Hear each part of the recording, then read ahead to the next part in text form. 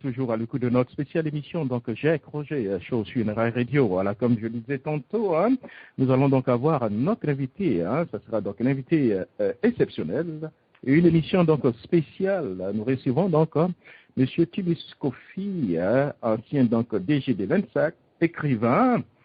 Avec lui, nous allons pratiquement faire le tour de l'actualité sociopolitique en Côte d'Ivoire. Et aussi faire une projection, pourquoi pas, sur le futur. Voilà. Pouvez certainement questionner donc notre invité. Nous allons donc avoir depuis Paris le docteur Jean-Aimé Mouketou, hein, depuis donc les États-Unis, Monsieur Mathieu Boavré, hein, et aussi Monsieur Jean-Basile Ngueta, et certainement Madame Nouan, le pasteur Nda, Sister Sarah et les autres. Hein. Ça sera donc d'ici donc quelques secondes. Nous allons aller du côté donc de Paris pour dire donc bonsoir, un grand bonsoir, Monsieur Tibis Kofi. Monsieur Kofi, bonjour, comment allez-vous?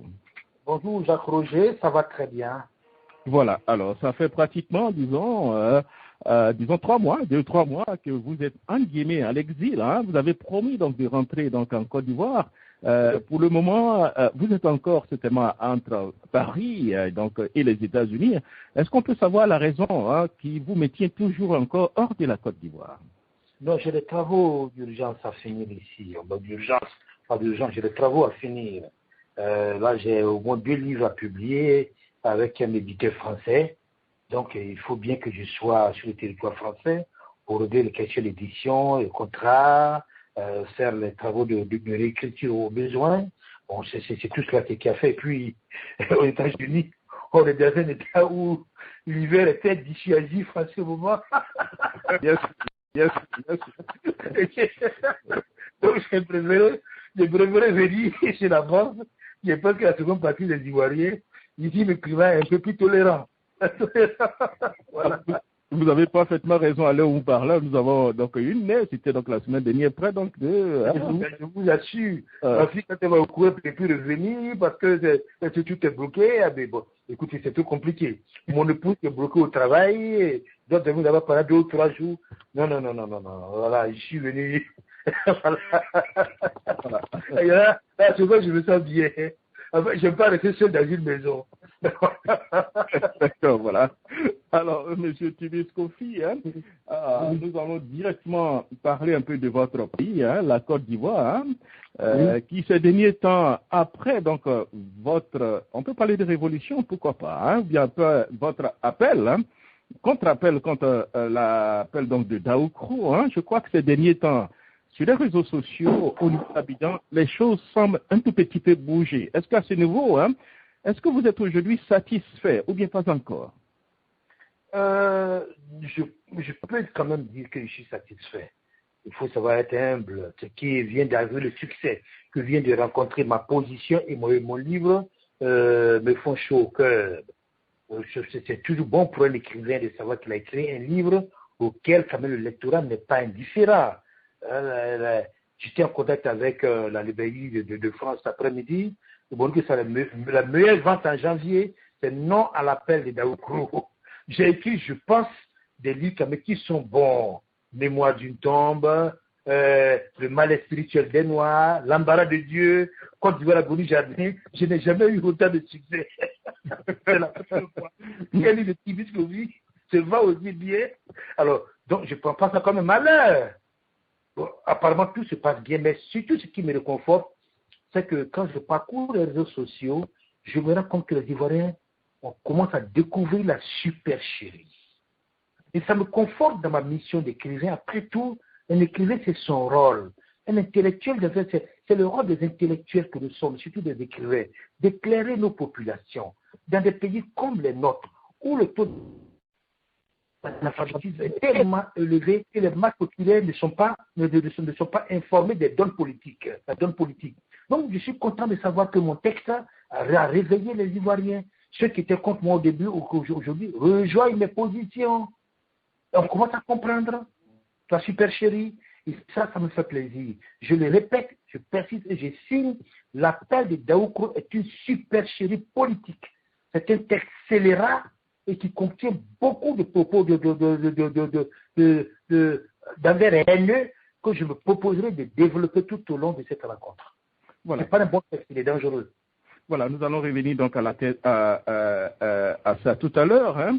Alors, mais certaines personnes vous diront, Monsieur Tubis-Kofi, c'est malheureusement comme ça que la démocratie fonctionne. À un moment donné, hein, les jeux d'alliance sont des choses qui sont pratiquement un peu acceptées, un peu donc en démocratie. Alors, que répondez-vous par rapport un peu à ça? Si aujourd'hui, hein, le RDR, le FPI et d'autres partis décident donc de s'associer pour aller à une élection, où est le problème réellement, Monsieur Tubis-Kofi? Non, j'ai déjà répondu à la question, mais je ne vais pas poser mal le problème. L'appel d'Aouko n'est pas une proposition démocratique. Lisez l'appel d'Aouko. Mon problème avec, dans ces débats-là, nos problèmes avec les Ivoiriens, et avec les Noirs d'une manière générale, c'est que les Noirs ne lisent pas. Quand on ne lise pas, le débat devient difficile. L'appel d'Aouko dit, Bédié dit, en son nom personnel, il dit, je décide que je serai candidat unique. Je convoquerai un congrès extraordinaire et je ferai valider cette position. Voilà le ton de l'appel d'Aouko. Oui, mais... c'est pas une proposition démocratique. Oui, mais le président Bédi a ouvert quand même, il y avait une porte. Oui, mais c'est pas ça qu'il faut faire. On consulte d'abord son parti. Il a même dit que je ferai valider. Donc le congrès extraordinaire déjà verrouillé. Et il a pris les gens pour aller dire comme des moutons, comme des zombies, comme toujours, pour aller dire oui. C'est cela que je trouve de pernicieux, de vicieux, de dangereux. Je vous rappelle que ce même Bédier, en 2015, en 2017 et puis 1997 pareil, et 1999, a pondu son conseil d'ivoirité qui avait un pendant politique pernicieux et vicieux. Ces mêmes zombies du PDCI l'ont suivi. Il a dit qu'Alassane Ouattara était un burkinabé, qu'il n'a pas à se mêler de nos affaires d'élection. Il a lancé un mandat d'arrêt contre ce type, on l'a suivi, les gens l'ont suivi encore. 15 ans plus tard, je vais vous dire, non, c'est Alassane Ouattara qu'il faut le conduire. Les gens le suivent encore. Mais il ne peut pas réfléchir un peu. Oui, mais vous avez ramené à la question. Oui, mais certainement que M. Kofi, certaines personnes diront que la politique, c'est la saine appréciation des réalités du monde. Non. Mais la politique, ce n'est pas la fourberie. Mais la politique, ce n'est pas la fourberie. Je demande qu'on respecte le peuple ivoirien. Si BD s'est rendu compte qu'il nous a menti, qu'Alassane Ouattara n'est pas un burkinabé, qu'Alassane Ouattara est notre président, mais qu'il vient le confesser devant le peuple du Côte d'Ivoire. C'est à cause de ça que la guerre est arrivée. C'est Bédi qui a envoyé la guerre en Côte d'Ivoire. S'il n'avait pas tenu ses propos haineux, s'il n'avait pas armé le cœur des Ivoiriens de haine comme Ouattara, on n'en serait jamais arrivé là. À l'issue de milliers de morts, tu veux me servir une farce comme celle-là? Mais non, enfin. M. Bédi vient d'expliquer au peuple ivoirien pourquoi il fait ça. Pourquoi il nous a dit le contraire, tout à fait le contraire il y a 15 ans. Pourquoi? En ce moment, on peut comprendre. Mais aujourd'hui, tu me dis que c'est blanc, je te suis. Demain, tu me dis que c'est noir, je te suis. Moi, je suis un zombie. Je ne suis pas un zombie, moi. Je suis un intellectuel. Moi, j'ai un cerveau. Je me sers de mon cerveau. Si les Ivoiriens ne peuvent pas servir d'un cerveau, si les militants du PDCI, des militants, pas les militants. Si certains, au cas du PDCI, ne peuvent pas servir d'un cerveau, c'est leur problème. Encore, je sais quel est leur problème. La plupart d'entre eux sont impliqués dans des malversations financières. Alassane Ouattara détient leur dossier et c'est par peur qu'ils savent dire oui pour l'appel d'Aouko. On va creuser la fait. Alors, M. Kofi, est-ce que l'argument donc de la paix sociale, étant donné que ce pays n'est pas encore pacifié, il y a beaucoup de personnes qui détiennent encore des armes, est-ce que l'argument donc de la paix un peu sociale, est-ce que ça tient un peu la route, à votre avis? Ça ne peut pas tenir la route. D'abord, s'il n'y a pas encore la paix sociale, c'est que c'est la faute à ce régime. C'est qu'il s'est montré incapable de résoudre le problème à la sécurité et de la paix. Il a été élu pour ça, pour nous ramener la paix. Si 5 ans après, je nous dis qu'il n'y a pas la paix, il faut que je sois encore tour de conduite, c'est que tu as échoué, c'est un aveu d'échec. Ça, c'est d'un. Et puis, le deux, méfiez-vous de ce type d'argument que j'appelle l'argument orwellien de George Orwell, 1984. Ce sont des techniques politiques connues. Ce sont des techniques qui ont géré le système totalitaire. On connaît ça. Le guide suprême qui est qui nous protège, c'est notre protecteur. L'ennemi va venir nous attaquer. Si on ne mettait pas le guide, l'ennemi va nous frapper. La Côte d'Ivoire est ennemi à qui? Qui est ennemi de la Côte d'Ivoire? Qui va nous frapper? Où est le danger? Où est le danger aujourd'hui en Côte d'Ivoire pour qu'on le mette, on doit mettre un président pour assurer la sécurité? Pourquoi est-ce qu'il ne pourrait pas assurer la sécurité? Si notre armée est une armée républicaine, elle est censée se mettre à disposition de tout chef d'État qui sera élu. Voilà le problème donc. Maintenant, si notre armée n'est pas républicaine, c'est que l'exécutif actuel a échoué. Il n'a pas réussi à constituer une armée républicaine. Il n'a pas réussi à nous réconcilier. Il ne peut pas nous réconcilier d'ailleurs. Mais ces signes sont là. Tant qu'ils n'accepteront pas que M. Laurent Gbagbo soit libéré et qu'il vienne discuter, on ne pourra jamais aller à la réconciliation. M. Ouattara n'a pas envie que les Ivoiriens se réconcilient. De toute façon, même s'il en a envie, il ne peut pas. Parce qu'il est au centre de la chose. Il est dedans. Ils sont tous dans la boue. Il ne peut pas régler le problème. Voilà, il ne peut pas régler le problème. D'abord, que vous avez dit, être leader politique exige des aptitudes particulières, une capacité de dépassement et surtout un sens élevé de l'intérêt général. Alors là, on vous dira peut-être l'appel de Daoukro, c'est peut-être un peu l'intérêt général afin que certainement... Allez-y. M. Jacques Roger, où est l'intérêt général là? Alors, je vous mets dans la situation suivante. Supposons que la Côte d'Ivoire regorge de cas ivoiriens qui ont la capacité de faire plus que Ouattara a fait pour la Côte d'Ivoire, 4 fois plus. Des gens qui peuvent nous réconcilier, des gens qui peuvent construire 10 fois plus de ponts, des gens qui peuvent permettre au pays d'aller de l'avant. On ne va pas les prendre. Pourquoi nous refusons, pourquoi on se refuserait de telles chances, de telles possibilités? À la fin, Ouattara n'est pas l'homme le plus intelligent de la Côte d'Ivoire quand même. Ce pays a produit des cerveaux. Moi, j'ai connu ce message à partir de 1990. J'ai près de 60 ans dans ce pays. J'ai vu des cerveaux dans la Côte d'Ivoire. J'ai vu des gens construire la Côte d'Ivoire. Mais en ce moment, pourquoi ne pas les prendre Bédié pour nous diriger? C'est grâce à Bédié qu'il y a eu le miracle ivoirien. Enfin, au moment où on le sait. Mais alors? Et dans la perspective même encore de la réconciliation, pourquoi ne pas prendre un homme neutre qui n'a rien à voir avec la guerre, les déchirures, la guerre fratricide qui nous a divisés? Le bon sens recommande qu'on ne prenne plus ceux dont les noms étaient mêlés à la querelle qui nous a conduit au gouffre. Le bon sens recommande qu'on aille prendre des gens neufs qui n'ont rien à voir avec nos palabres. J'ai dit Gbagbo, Bédié, j'ai dit Bédié, Ouattara, Gbagbo, ça forme le bog informatique. C'est un trio infernal. Tant que ces trois-là seront dans notre arène politique, dans notre espace politique, on n'aura jamais la paix, je vous dis. Ouattara est impliqué dans la rébellion, il le sait très bien lui-même. Il est impliqué dans la guerre, on le sait. Alors, monsieur, pourquoi voulez-vous reconduire toujours les mêmes personnes qui nous apportent tous les mêmes querelles? Et c'est toujours Bédié, ça commence par Bédié. C'est toujours Bédié qui met le bordel dans ce pays. Alors, monsieur Tubus, est-ce que vous ne sentez pas un peu esselé un peu dans ce combat? Je dis bien esselé parce que vous aviez dit de ne pas du tout désespérer de nos élites intellectuelles dont la capacité de réaction étonnera toujours ceux qui n'ont rien compris de la réalité du pays. Depuis votre livre, les intellectuels sont pratiquement un peu timides. Est-ce que de ce côté, ce n'est pas une déception à ce niveau? Non, mais c'est une question à se poser. Quand dans un pays comme la Côte d'Ivoire, où il y a au moins 5 universités, aucun intellectuel ne réagit au combat politique actuel, à la donne politique actuelle, il y a de quoi t'effrayer. Il y a 2 possibilités. Ou bien ils en sont incapables, ce dont je doute, nous avons de brillants intellectuels. Deuxième possibilité, la peur. Ça veut dire que c'est un régime de la terreur. C'est à l'aune de la liberté d'expression qu'on juge la qualité d'un pays, qu'on juge le niveau de liberté, le niveau de bien-être dans un pays. Un pays où les gens ne parlent pas, c'est qu'ils ont peur. A contrario, voyez le règne du Houphouët-Boigny. J'ai fait partie d'une génération qui a combattu Félix Houphouët-Boigny. Pourquoi est-ce que je suis devenu fautiste? C'est à la comparaison, je me suis rendu compte que ce monsieur, c'est celui qui aura le plus apporté à la Côte d'Ivoire. Houphouët était démocrate, 4 fois, 10 fois plus démocrate que M. Ouattara.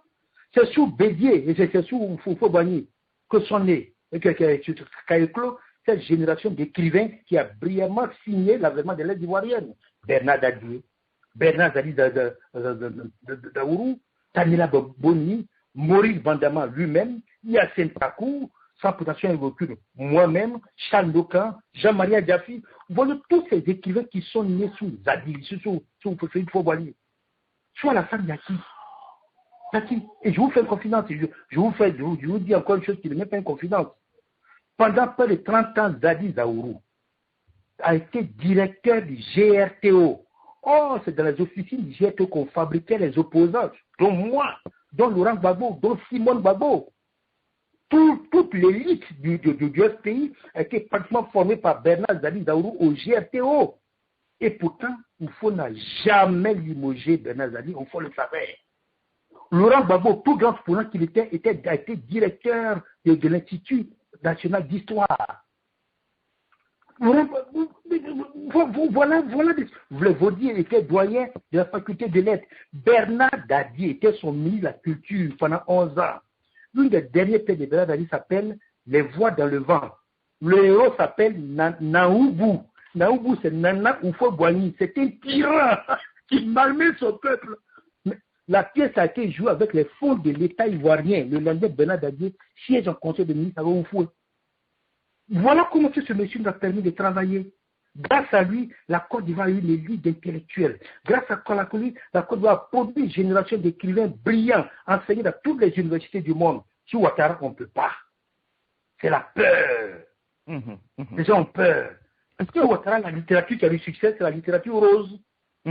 Non, mais c'est misérable. Est-ce que c'est cette peur qui favorise un peu cette transhumance politique? D'ailleurs, hein, le conseiller donc, de M. Alassane Dramane Ouattara, M. Mamadou Touré, hein, vous accuse un peu hein, donc, d'être de cette transhumance. Voilà ce qu'il dit. Hein.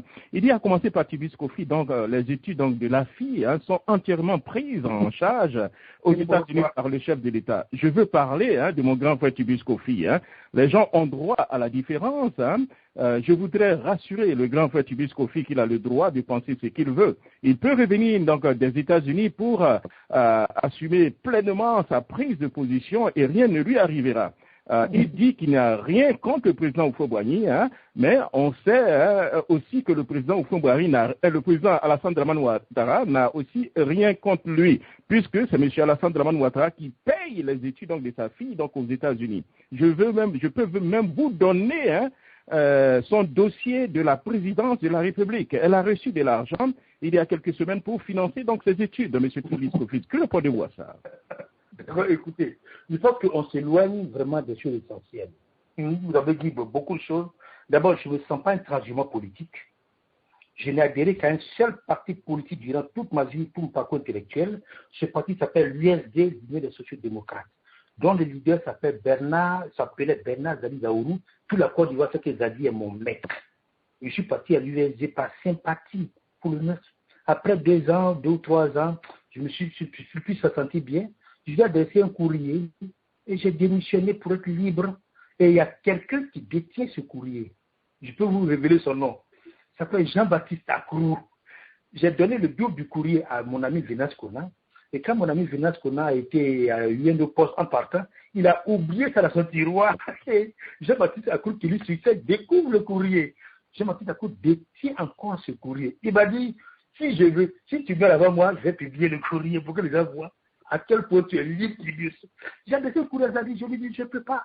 Je veux être un homme libre. Je ne veux pas être enchaîné, donc je m'en vais. Et je n'ai plus jamais, j'ai entendu de la part, il paraît que Douré, un gars comme Noël Douré raconte à toute la Côte d'Ivoire que moi j'étais militant du PDCI, un militant de l'USD, un militant du FPI, après un RHDP, n'importe quoi. Un petit voleur que Yadema a enfermé dans ses loges. C'est un peu grâce à mon petit frère Michel Kofi et à moi qu'il a été libéré parce que j'étais voir Laurent Gbagbo, pourquoi mon confort pour le libérer. C'est ce gars-là aujourd'hui qui parle au nom d'un régime. Un voleur, il parle au nom d'un régime. Il est PCA d'un palais de la culture. C'est sous Ouattara qu'on peut voir ça. Ça c'est parenthèse pour parenthèse, on continue d'ouvrir des parenthèses. Maintenant, revenons à l'histoire de ma fille. Jacques, vous m'entendez? Oui, bien sûr. Supposons même encore que le président de la République, M. Ouattara, ait payé les études de ma fille. Supposons même encore ça. Où est le drame? Où est la question? Enfin, en quoi est-ce quelque chose d'important qu'une étudiante perçoive une banale bourse? Mais enfin, on a tous été des boursiers. Alassane Ouattara lui-même n'a pas été boursier de l'État voltaïque. Il n'a pas été boursier. Est-ce qu'il doit de la reconnaissance à la voltaïque, ironie d'ailleurs, aujourd'hui? Alors, qu'est-ce que les voltaïques diront et les Burkinabés diront de Ouattara, qui ne reconnaît même plus son passage là-bas? Ça c'est deux. Supposons même encore qu'elle a eu la bourse. En quoi est-ce un fait nouveau? Jacques, je vous ai dit, vous n'avez pas eu de bourse. Moi, j'en ai eu. La plupart des enfants de sécurité ont eu des bourses. Bobo Oulona a eu la bourse. Zali Laourou a eu des bourses. Ça nous empêche d'être des opposants. Ça, c'est deux. De deux, ma fille, je le répète, n'a jamais bénéficier de bout de l'État de Côte d'Ivoire. La Côte d'Ivoire n'a jamais payé les études de ma fille et demandé à monsieur, j'ai dit que monsieur Touré Mamadou met ses dossiers dans la presse. Comme je viens de dire, qu'il met ses dossiers, je donne les preuves. Les Ivoiriens, mais il faut que les Ivoiriens soient vigilants. Exigez lui qui dépose ses preuves. Ma fille est arrivée, j'ai vu ma fille. Elle dit, mais papa, ils n'ont jamais payé. Jacques Roger, vous m'entendez? Bien sûr, monsieur Kofi. Hein? Alors, comme nous sommes sur une radio qui a vu, là, j'écoute, donnez-moi 1 minute pour clarifier les choses. Allez-y, oui. Ma fille me dit qu'elle a adressé un courrier à Touré Mamadou, comme il est le conseiller spécial qui s'occupe des questions de jeunes, hein, il a adressé un courrier pour qu'il l'intercepte, pour qu'il l'aide à obtenir une bourse. Depuis 2012. C'est en 2013 qu'on lui répond. On dit on ne peut pas donner de bourse, votre dossier arrive en retard. Ok, quand ça le tienne. Mais ils disent on peut quand même te donner une aide. Vous m'écoutez, Jacques Roger? Oui, bien sûr. Oui. Une aide pour son transport. L'année académique 2013-2014, la Côte d'Ivoire lui a envoyé $3 600, c'est-à-dire 1 700 000 francs CFA environ.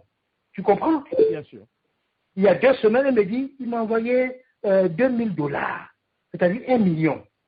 C'est-à-dire qu'en 3 ans, la Côte d'Ivoire donner à ma fille 2 700 000 francs pour son transport. Elle a tous les reçus. Elle m'a demandé si elle peut intervenir là. J'ai dit, mais tu es majeur. Elle va écrire, elle va brandir toutes ses preuves. Et si Ouattara, tout le monde a 2 preuves, qu'il les brandisse. Et s'il ne fait pas attention, on va le poursuivre en justice. Ah non, ma fille, mais ça veut dire que les Américains, 2 fois, ils prennent un avocat. Si Touré Mamadou ne brandit pas les preuves que son oncle a payé les études de ma fille, on le traduit en justice. C'est un menteur. Et je n'ai pas besoin que Alassane Ouattara ait payé les études de mes enfants. J'ai assez de moyens pour le faire. J'ai travaillé toute ma vie pour ça. Je n'ai pas attendu que Ouattara me fasse.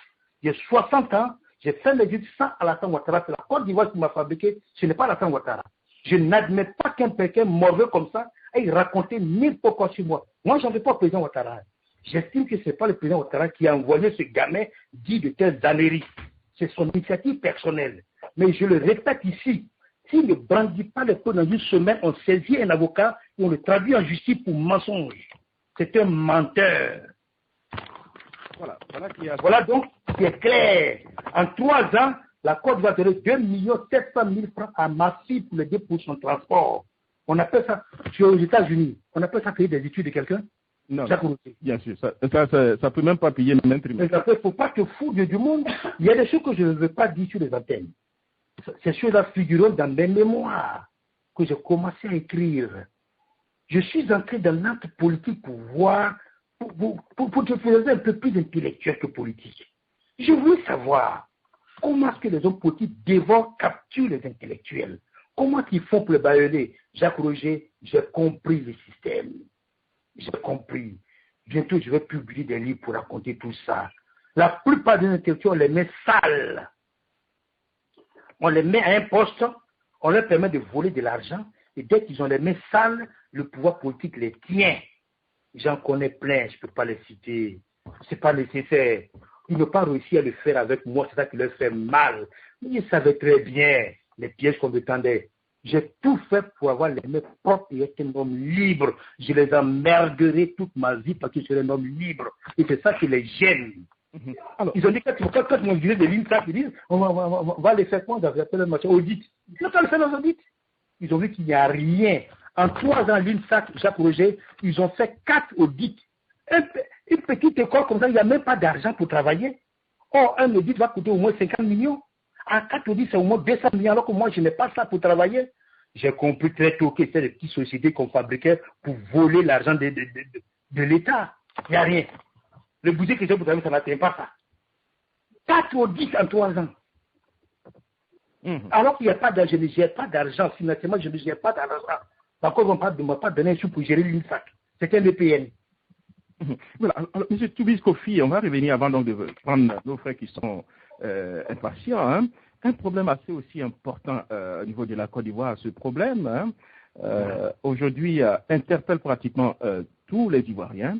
Depuis pratiquement 25 ans, la politique donc ivoirienne était donc alimentée par le problème de nationalité donc de M. Ouattara. Nous avons eu donc des élections. Nous avons pensé pratiquement que ce dossier était fermé, comme on le dit. Hein.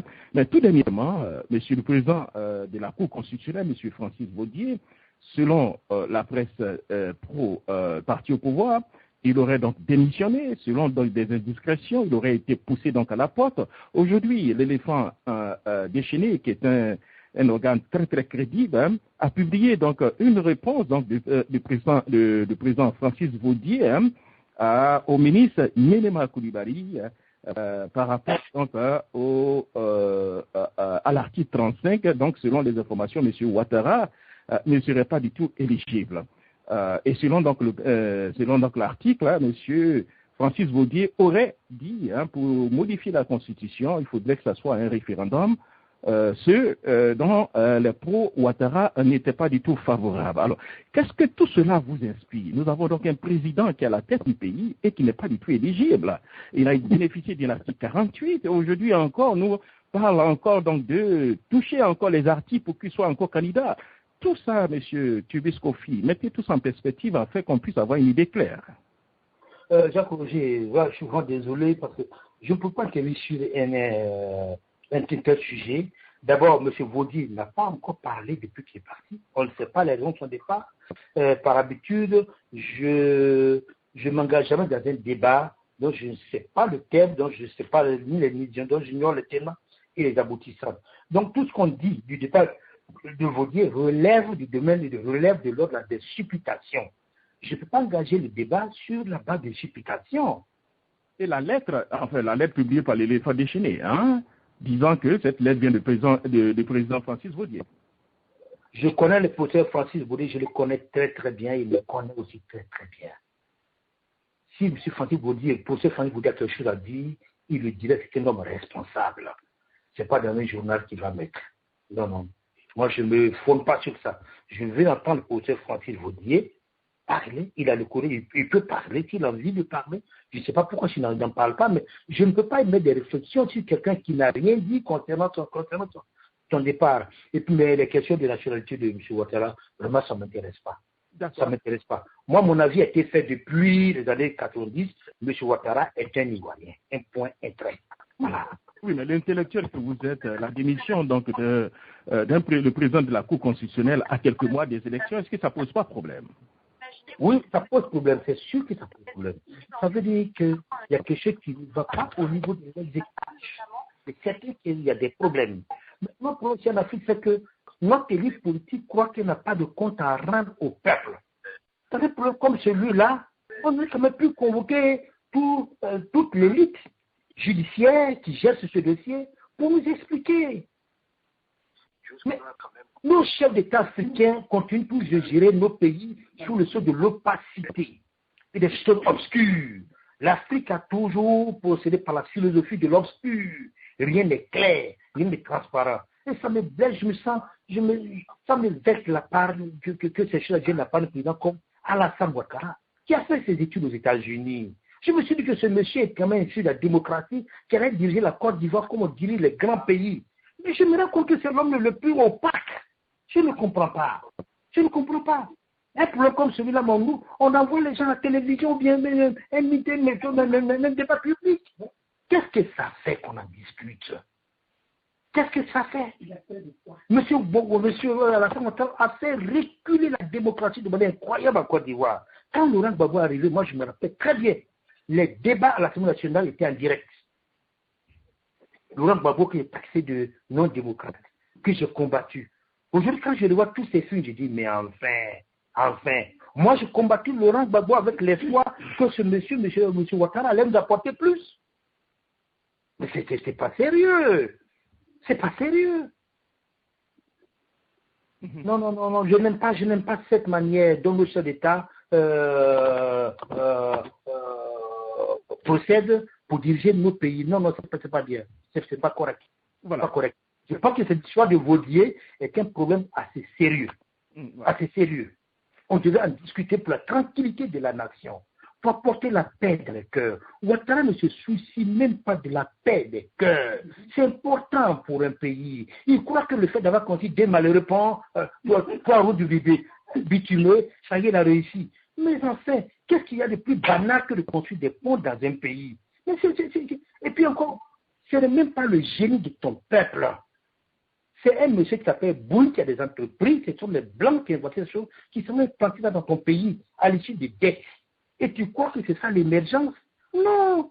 On émerge lorsqu'on a utilisé le potentiel intelligence de son pays. Mais le point qu'on a fabriqué, ce n'est pas l'intelligence ivoirienne. Ce n'est pas notre génie.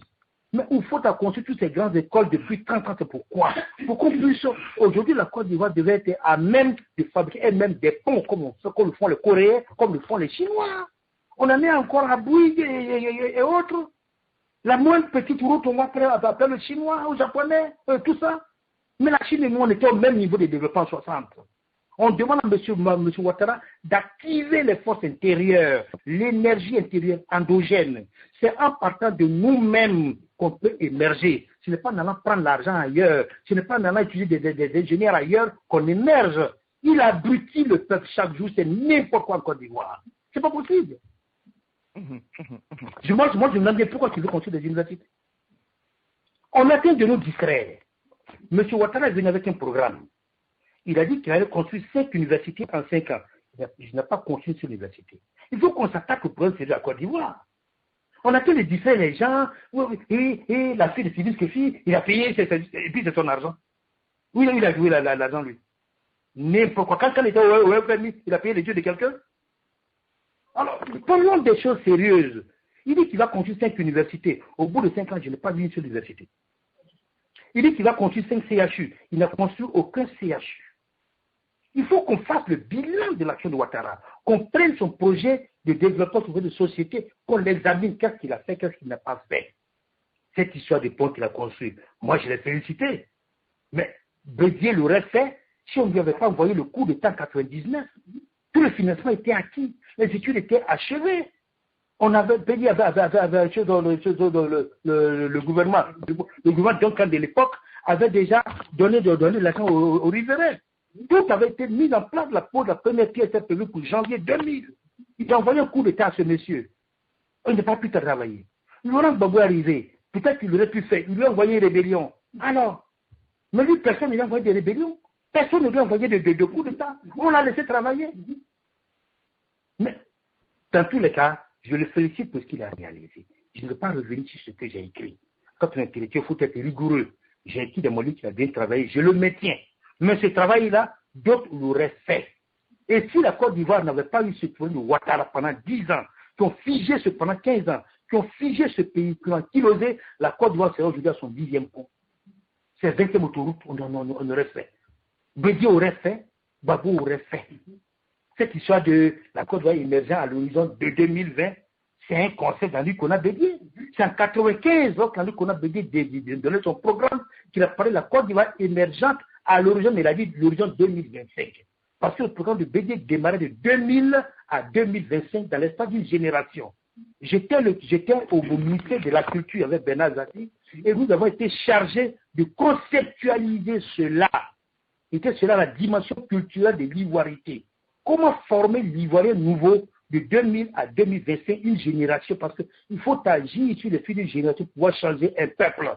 Et nous avons travaillé sur ces dossiers. Le coup d'État est venu tout gâcher. Qui a fait ce coup d'État? Dieu même a dit, ce coup d'État a été fait pour vous, il les a indiqués. Quels sont ceux qui ont dansé sur le podium de la ruine et de la honte en décembre 1999? On les connaît.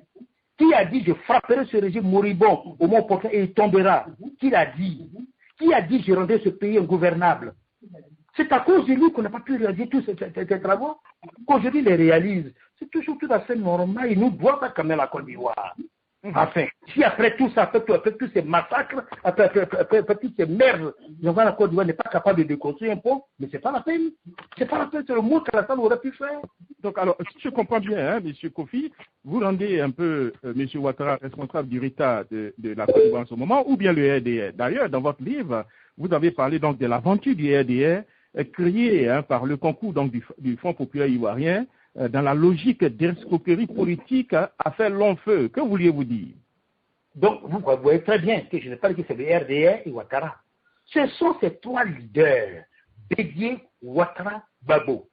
Si Bédié n'avait pas fait cette querelle stupide comme Ouattara, on n'en serait pas là. Si Laurent Gbagbo, par pratique politicien, n'était pas les fonds républicains avec Ouattara, on n'en serait pas là. Donc, ce sont les trois qui ont envoyé ces déchirures en Côte d'Ivoire. C'est pour cela que depuis 2005, ma posture était la suivante. Il faut que ces trois-là acceptent de se retirer de la vie politique ivoirienne pour que nous puissions respirer, pour que nous puissions avancer. Voilà ma position et n'a guère changé. Et pour moi, si M. Ouattara n'était pas un schizophrène du pouvoir, il se serait dit, à cause de moi, il y a eu tant de problèmes dans ce pays. Les gens sont venus me soutenir, j'ai eu un mandat. J'ai quand même fait des choses. Tout le monde, bon, la plupart des Ivoiriens quand même sont contents de ce que je fais. Je préfère me retirer sur de bonnes notes et laisser la chance à d'autres cadres ivoiriens de permettre à ce pays d'aller de l'avant. En quoi c'est une mauvaise chose de nous conseiller ça? Nelson Mandela est parti après un seul mandat. Les Sud-Africains n'ont pas dit qu'il a mal travaillé. Il avait bien travaillé. 27 ans de tôle. Un mandat. Lui, un pont. Un deuxième mandat conflictuel. Et pour ce mandat, on triche avec Henri Konan Bédié. On va écarter des cadres du PDCI et dire non, c'est une alliance. On a le droit de faire des alliances. N'importe quoi. N'importe quoi. Dans quel pays au monde entier, donnez-moi des exemples dans le monde entier où un parti politique a des cadres pour prendre le pouvoir et puis dit non, je vais donner le pouvoir à tel parti et puis 5 ans après, il va me le donner. Qui leur a dit que le pouvoir politique est double dos? C'est pas double dos. Alors, M. Kofi, c'est pour les gamins, ça, je ne comprends pas comment des gens du PDC qui ont fait des études plus réfléchir comme ça. Je ne sais pas. On va leur donner le pouvoir. Guillaume Soro, avec tout le parcours qu'il a fait, tout le courage dont il a fait preuve pour gérer cette rébellion, Ahmed Bakayoko, avec tout le parcours qu'ils ont, et ils vont laisser, et puis on va donner le pouvoir à quelqu'un de petit. Au nom de quoi? On va donner ça aussi Kwadio, ou bien à la Kwadio Rémi, ou bien à Parti Kassi. Pourquoi? Le pouvoir ne se donne pas. Il s'arrache. Si les cadres du PDC ne bougent pas le cul, excusez-moi, ils n'auront jamais le pouvoir. Bédi atteint les berner, et je sais pourquoi Bédi les berne. Mais ce n'est peut-être pas l'occasion de dire ça maintenant. Je suis en train d'écrire un livre que j'ai fait publier dans 3, 4 mois pour dire tout, pour démasquer dans les profondeurs l'accélérateur de l'appel de Daoukro. C'est un appel vilain, sale et malpropre. Voilà, un appel vilain, sale et malpropre. Tout à l'heure, vous avez parlé donc des cadres du PDCI-EDA. D'ailleurs, il y a 4 cadres du PDCI-EDA. Jacques Rousseau, excusez-moi. Oui. Je viens de lire sur le net une déclaration du président de la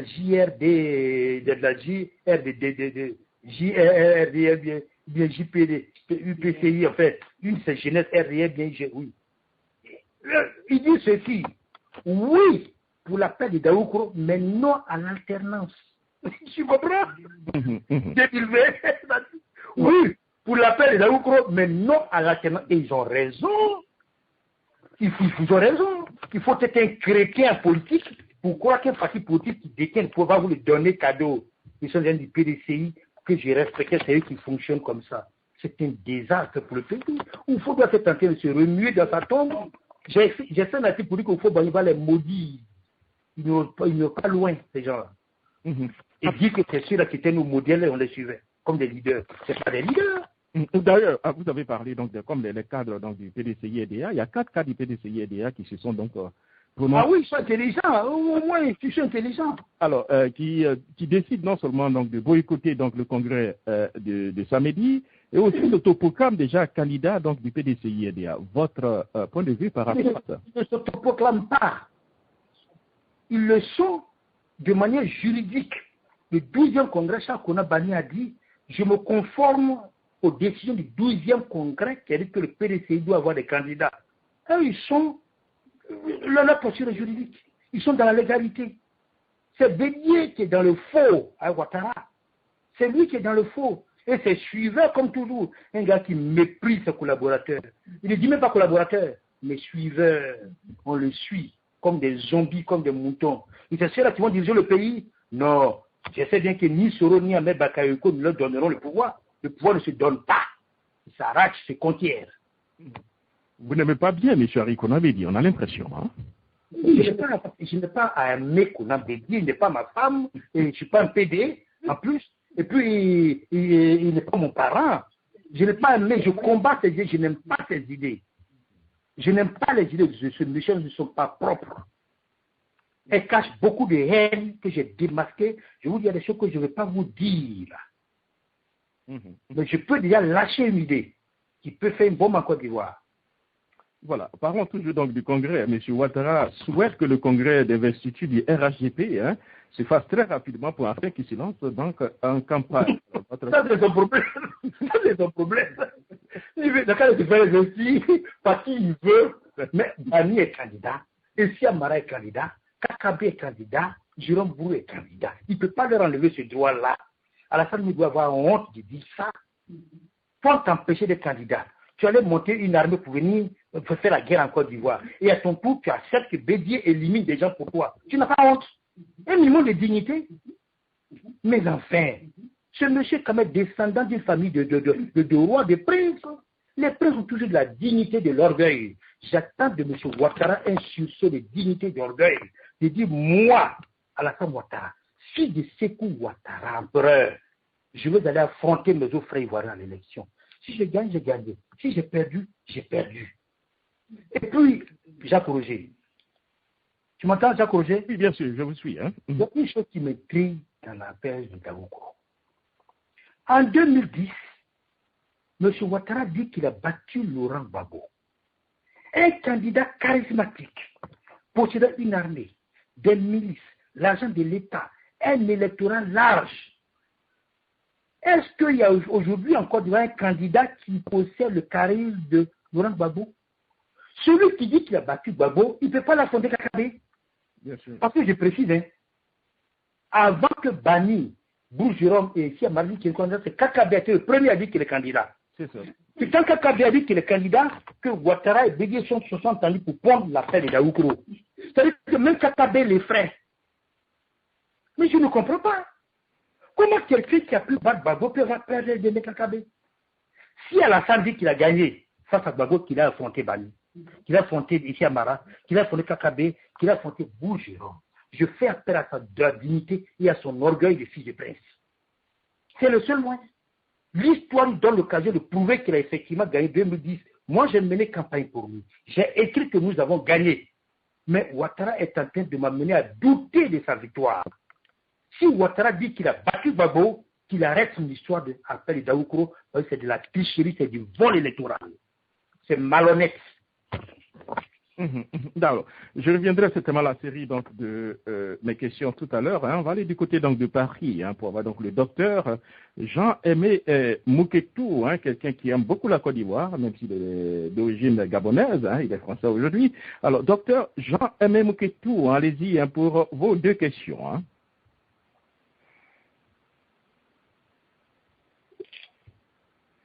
Alors, docteur Jean-Aimé Mouketou depuis Paris, est-ce que vous nous entendez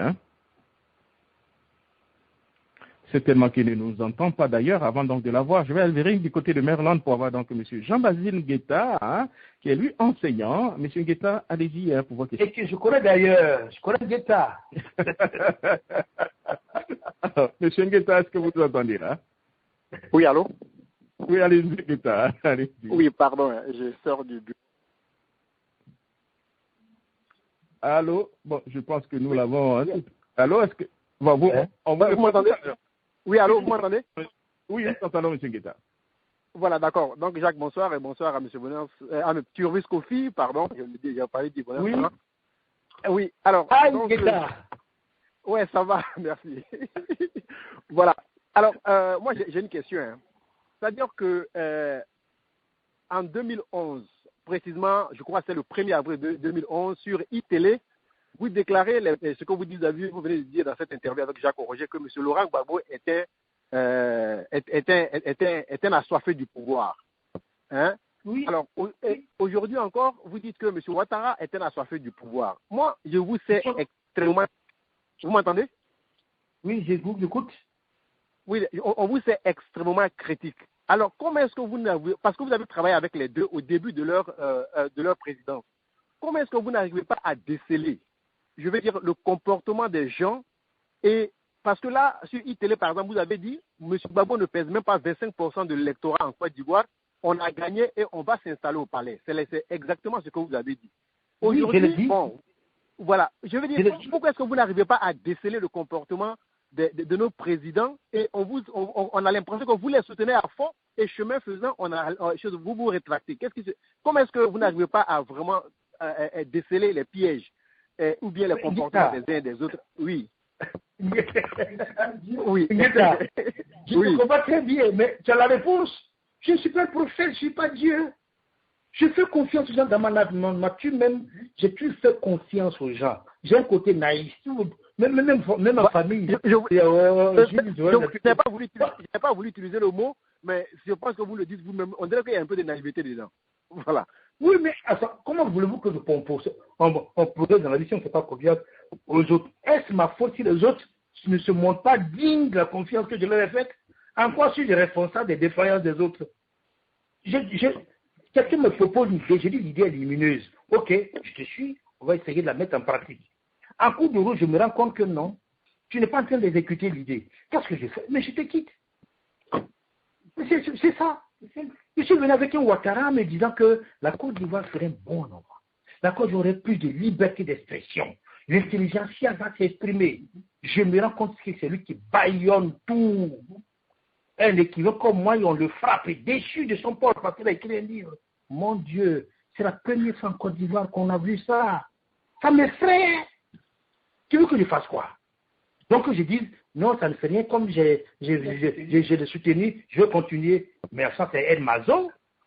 Je te soutiens, tu veux te soigner. Oui, c'est Ed Mazo. On ne peut pas me faire le report d'avoir soutenu des gens. J'ai soutenu un combat. J'ai soutenu le combat de Laurent Gbagbo parce que Laurent Gbagbo a dit qu'il allait changer la Côte d'Ivoire. 10 propositions pour diriger la Côte d'Ivoire pour une alternative démocratique. Les idées étaient bonnes, elles étaient là, elles étaient lumineuses. C'était les idées de la gauche ivoirienne. Je suis été élevé par la gauche ivoirienne politiquement. On a combattu Oufoué.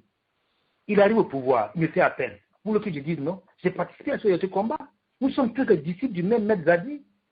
Donc on était allé pour faire mieux que le PDCI.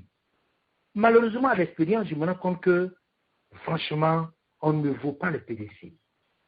Ce que le PDCI a fait, c'était beaucoup. C'est à l'époque du pouvoir que je me suis rendu compte qu'on n'a pas appris.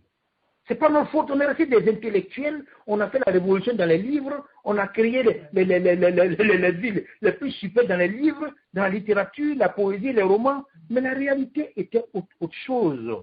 On ne pouvait pas. Qu'est-ce que j'ai fait? Je reste là? Non. Je prends mon courage à deux mains.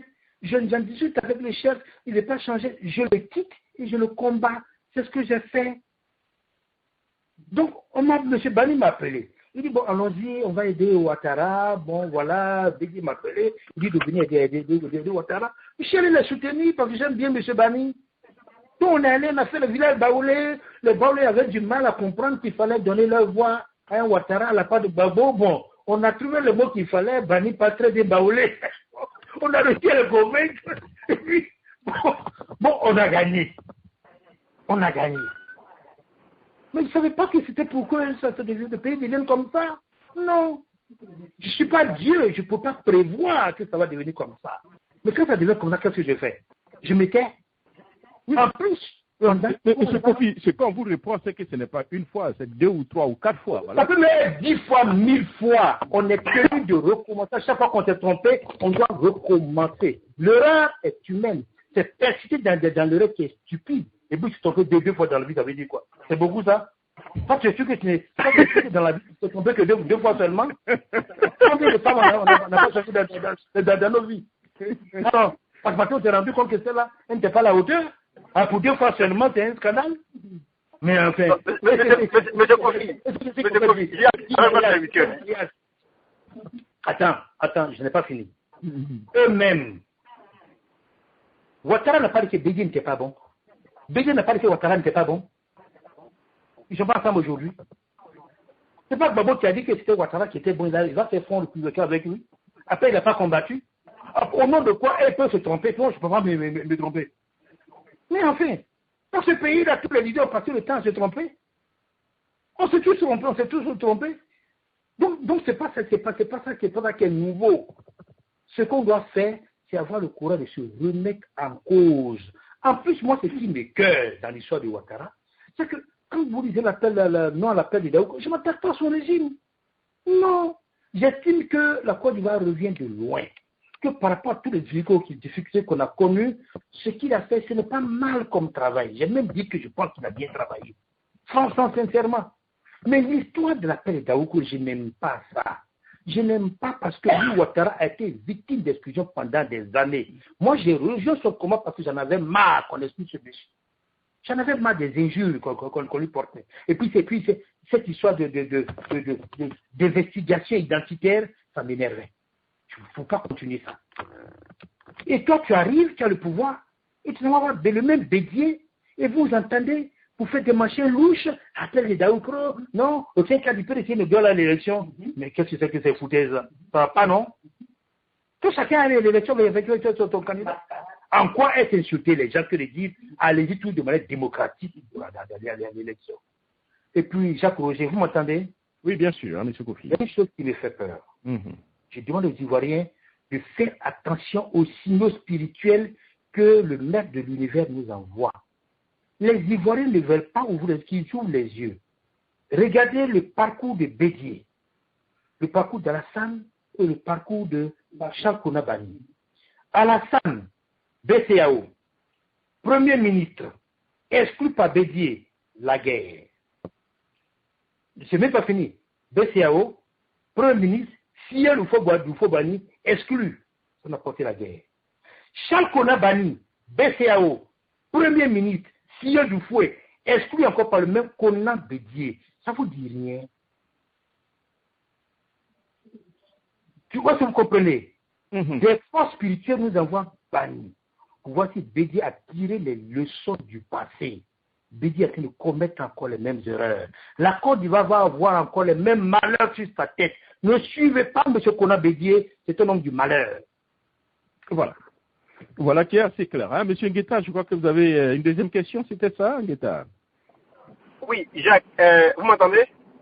Oui, parfaitement. Allez-y, hein, pour votre... Voilà, M. Kofi, voici la question que je voulais vous poser. Vous savez, on a beaucoup discuté sur vos sorties dans nos milieux ici, lorsqu'on développe l'actualité. Et il y a beaucoup qui disent que M. Tubuls Kofi n'aurait pas été aussi virulent vis-à-vis du régime de M. Ouattara si éventuellement il n'avait pas été dégommé de son poste. Parce que dans le livre, encore, vous faites le mérite du travail, vous étalez le mérite du travail de M. Ouattara. Et donc, aujourd'hui, il y a des choses que vous dites par rapport à ce régime que beaucoup de gens ne savaient pas et qui n'est pas dans votre livre. Alors, qu'est-ce que vous répondez par rapport à cela? D'abord, c'est pas vous que les Ivoiriens apprennent à être honnêtes. Il ne peut pas dire que tout ce que je dis, ce sont des choses nouvelles, tout le monde sait, tout le monde voit. Pourquoi est-ce que les Ivoiriens veulent que je sois leurs euros? On m'a plusieurs fois posé cette question depuis 2012. Monsieur Tibus, que vous ne parlez plus, je leur ai répondu. Mais critiquer n'est pas ma vocation. Je ne suis pas un opposant professionnel. Non. Il y a un moment dans la vie où on s'est dit, bon, on va aider les gens à construire. Même le rap Babo que j'ai combattu. Je combats le rap à partir de quelle date? À partir de 2005. Ou à partir de 2005. Il est arrivé au pouvoir en 2000. Ça veut dire que j'ai encouragé pendant plus de 4 ans. Quand j'ai vu que ça n'allait pas, alors je commence à parler. Mais dès qu'il y a un régime, c'est pas net, je commence à l'écrire, ça veut dire quoi ça? Laissez les gens travailler d'abord. Pourquoi voulez-vous que je m'attaque à un régime qui vient à peine d'arriver, qui sont sort d'une situation de guerre, on vient à peine d'arriver, moi-même je vois que les gens sont au travail. Je vois qu'ils sont en train de détruire des baraques, ils sont en train de construire des routes, ils sont en train de construire des ponts. Et vous voulez que je prenne ma plume pour relever des faillances? On construit, il faut apprendre à construire un pays. J'ai fait les mêmes choses avec Gbagbo, j'ai fait les mêmes choses avec Ouattara. J'ai observé pendant 3 ans. Ensuite, entendons-nous bien, moi j'ai l'impression que les Ivoiriens, ou bien ils sont sourds, ou ils sont de mauvaise foi. J'ai écrit mon livre avant qu'on me dégomme. Vous faites comme si c'est... Beaucoup de ténors disent oui, c'est parce qu'on a dégommé qu'il a écrit le livre. J'ai écrit mon livre, je l'ai publié avant ça. C'est parce que j'ai écrit le livre qu'ils m'ont dégommé. Donc les critiques sont dans mon livre. Cette histoire de choses, le thème de l'aspect de la liberté d'expression, j'en parle dans mon livre. La terreur qui passe sur la Côte d'Ivoire, c'est écrit dans mon livre. Les militaires armés, la menace de demain sur le pays. Tout est écrit dans ce livre. Le tribalisme, je l'ai écrit dans le livre. C'est écrit. Donc je n'ai pas attendu d'être dégommé pour le dire. Et je n'ai pas fait que parler oralement. J'ai écrit ça dans le livre. Et j'ai exigé, j'ai même demandé qu'on libère M. Gbagbo. Donc il faut que ce soit clair. C'est ça qui consiste à dire, oui, c'est parce qu'on a dégommé qui parle, c'est faux. J'ai écrit avant qu'on me dégomme. Et j'ai assumé. Le ministre m'a vu. Il s'agissait de faire un arrangement. Je le voyais venir. Bon, et bon, tout peut s'arranger pour lui que je dis pour lui que quoi. Maurice Bandama arrête. Je ne renierai aucune virgule, aucun mot de mon livre, je ne retire rien. Je l'assume. Parti. Mais vous faites comme si vous ne me connaissez pas. En 1999, qui a fait la lettre ouverte à dédier? C'est bien moi. J'étais dans le cabinet de Bernard Zadi. Quand j'ai écrit, je ne sais pas de quoi avec Gbagbo, si je lui ai écrit, j'ai démissionné, je suis parti. J'ai écrit à Bédier, j'ai dit qu'il dirige mal. Et j'étais membre de son cabinet. Mais la différence de Ouattara, il m'a laissé à mon poste. J'étais directeur régional de la culture. Bédier ne m'a jamais poursuivi. Aucun militant du PRCI m'en a voulu parce que j'ai quelqu'un Bédier. Qu'est-ce que je n'ai pas écrit comme Bédier? Même l'appel de Daoukro. Je passe tout mon temps à pourfendre l'appel de Daoukro. Aucun militant du PRCI ne se fâche. Et c'est bizarrement les gens du RDR. C'est pourquoi je leur ai demandé l'appel de Daoukro là. Est-ce que c'est vraiment l'appel de Daoukro? Est-ce que ce n'est pas l'appel de Congo par hasard? Parce que moi je ne comprends pas.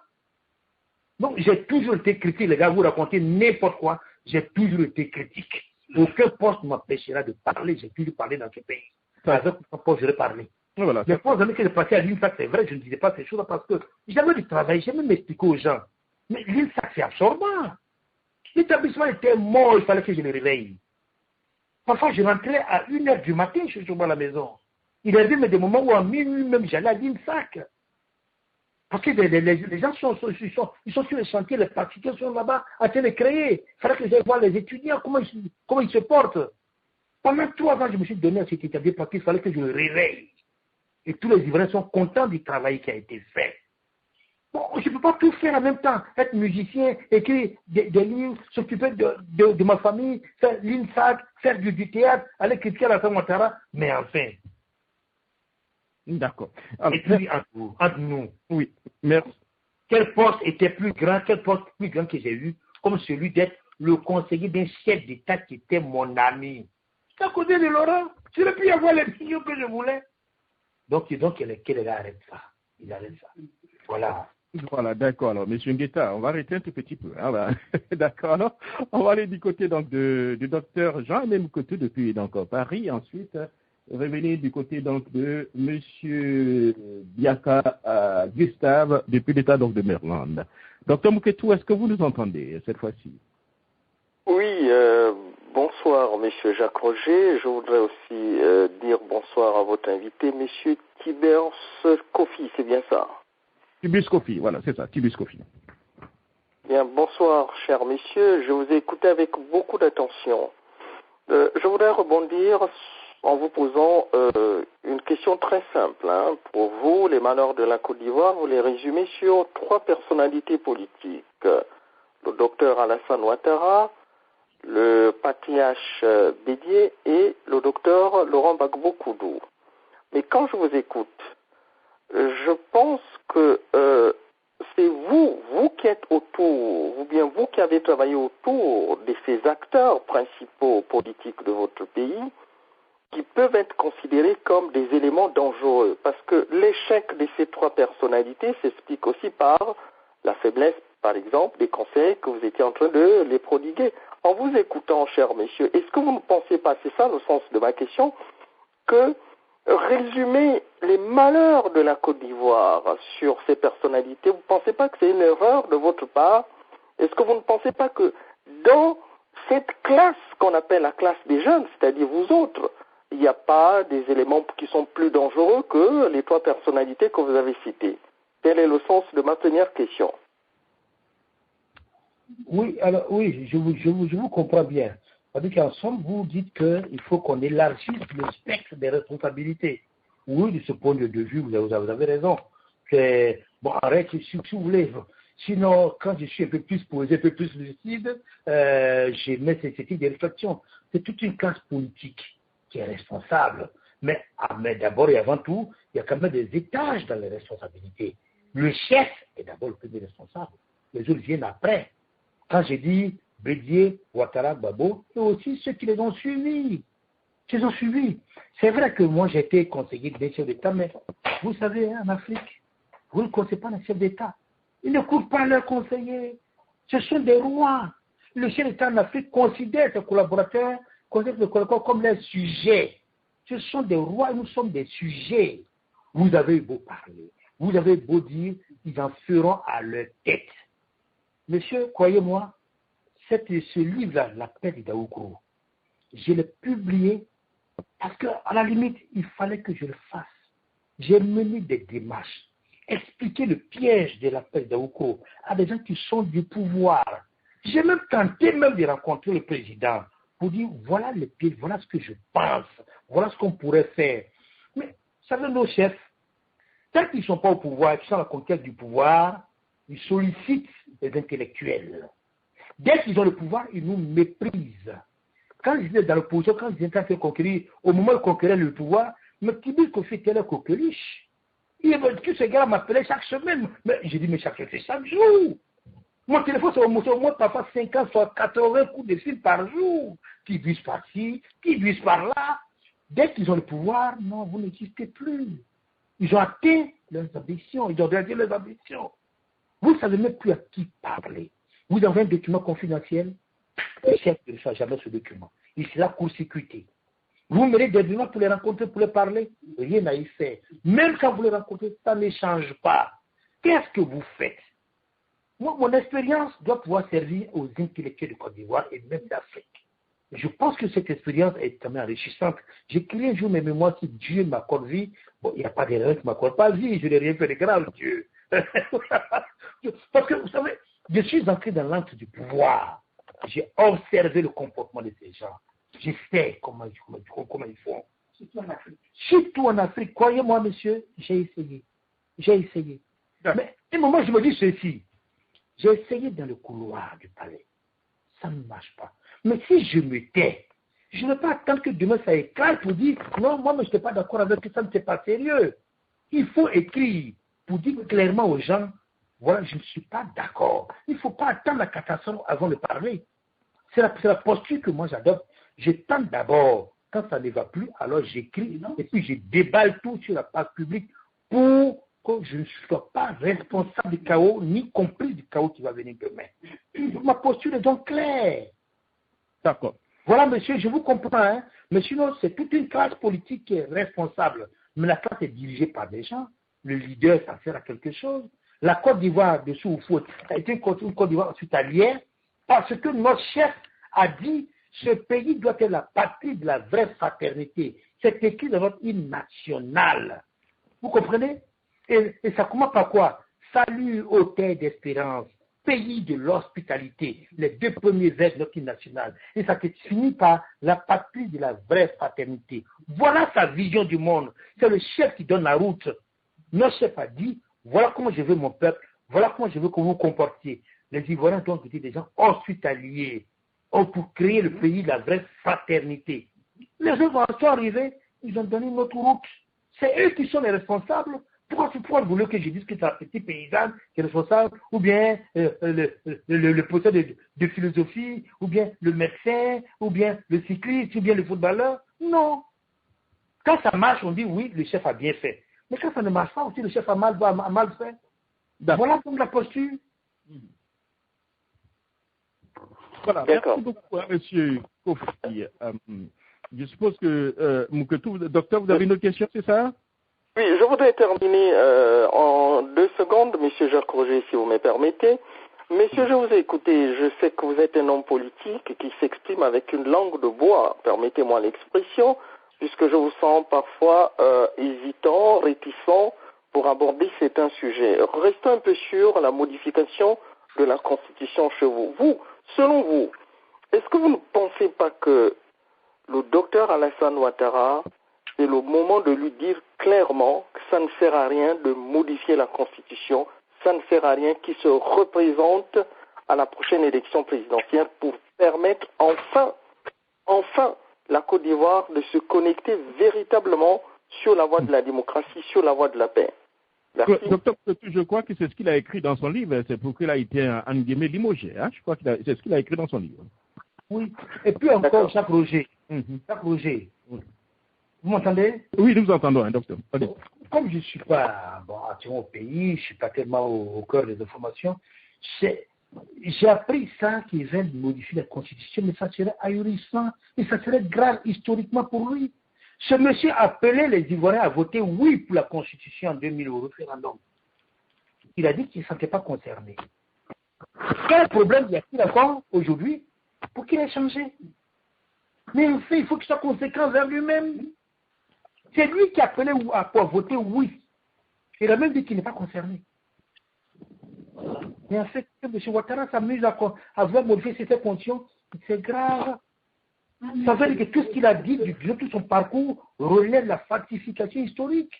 Non, ça serait grave. Il ne faut pas qu'il s'amuse à faire comme on ne va pas me l'écouter. Il en fera sa tête. Pourquoi il en fera sa tête? Il a une armée. C'est ça. Le discours de la terreur. D'accord. Tu ne vas pas continuer à maintenir un pays sous le joug de la terreur, des armes quand même. Et c'est pour cela qu'à la fin de mon livre, j'ai écrit, après 27 ans de règne, dès qu'on parlerait la paix de Blaise, Padri tout le Burkina, les Burkinabés ont réussi à le déposer. Ça veut dire que posséder une armée n'est pas le signe qu'on va pouvoir pour maintenir le pouvoir par la terreur militaire. Il faut que M. Ouattara fasse attention. Il va réaliser un jour que c'est Tribus Kofi qui a indiqué la meilleure voie pour qu'il sorte grandi de l'histoire. D'une manière générale, nos chefs ne sont pas sortis grandis de l'histoire. J'ai déjà écrit. Oufou a commis l'erreur de 30 ans. À partir de 80, il avait fini de construire la Côte d'Ivoire que nous avons là. Il aurait pu céder le fauteuil. Il serait resté grandi. Aujourd'hui même encore, on le grandit. Mais on lui donne la solution dans la mort. Parce que c'est une tradition des Africains et chez les humains de blanchir ceux qui ne sont pas partis. Mais là aussi, il fait des conneries, des gars, le vieux. Laurent Gbagbo, ton rôle, c'est de nous envoyer à la démocratie. Tu n'avais pas à te précipiter à cautionner un coup d'État pour arriver au pouvoir. Ils ne savent pas arriver quand il faut et ils ne savent pas partir quand il faut. Et à la fin aussi, c'est ça. Tu t'es battu, on a compris. On t'a mis au pouvoir là. Pendant 5 ans, tu as prouvé ce que tu pouvais faire. Ok, tu dois pouvoir te dire, mon nom est mêlé à trop de problèmes dans ce pays. J'ai quand même fait peu de choses. Je vais partir pour qu'une nouvelle classe arrive. Qu'est-ce que je lui ai dit? Pour qu'il soit grandi de l'histoire. Pour que nous, autres poètes, on puisse dire un jour, la Côte d'Ivoire, s'appelle Alassane Ouattara. Il n'était pas accroché au pouvoir. Il a fait un seul mandat. Il a monté la route. Il est parti. On va le louer. Non. Monsieur va rester encore. D'accord. Pour tout gâter. Merci, monsieur Kofi. C'est ça, tout gâter. Voilà. On va aller dire dans l'état de maintenant avec Mme Nyoa, rapidement. Mme Nyoa, allez-y, pour votre question. Bonsoir Jacques, bonsoir à tout le monde. Monsieur Kofi Tirbus, bonsoir. Pourquoi vous m'appelez Tirbus? Je ne tire aucun bus. Je m'appelle Tiburce. Ah, c'est Tiburce. Oui. Merci pour la rectification. Non,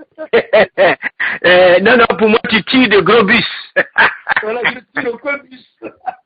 Non, pour moi, tu tires de gros bus. Bon, ma question sera relative à un point que j'ai pas pu faire lors de votre premier passage sur la radio. Vous êtes revenu sur ce point, c'est l'électorat des Baoulés du centre. Vous avez bien dit que les Baoulés vous ont posé une question importante lors de votre passage au centre, disant c'est vous qui voulez qu'on donne le fauteuil de Nana à celui-là. Vous aviez insisté. Mais êtes-vous sûr? Ah, mais je les connais. Je sais qu'ils poseront la question. Mais êtes-vous sûr qu'ils ont vraiment voté pour votre gars? Ça, c'est un point d'interrogation. Ensuite, vous venez nous... Oui. Êtes-vous sûr qu'ils ont vraiment voté? Quand on sait qui était le président de... Comment on appelle... de la commission électorale là-bas, non, chargé des élections au centre, c'est bien Oussou Jano, n'est-ce pas? Oui, mais écoutez, oui, je peux vous répondre rapidement. Le vote est secret. Le vote est secret. Je suis pas dans les urnes.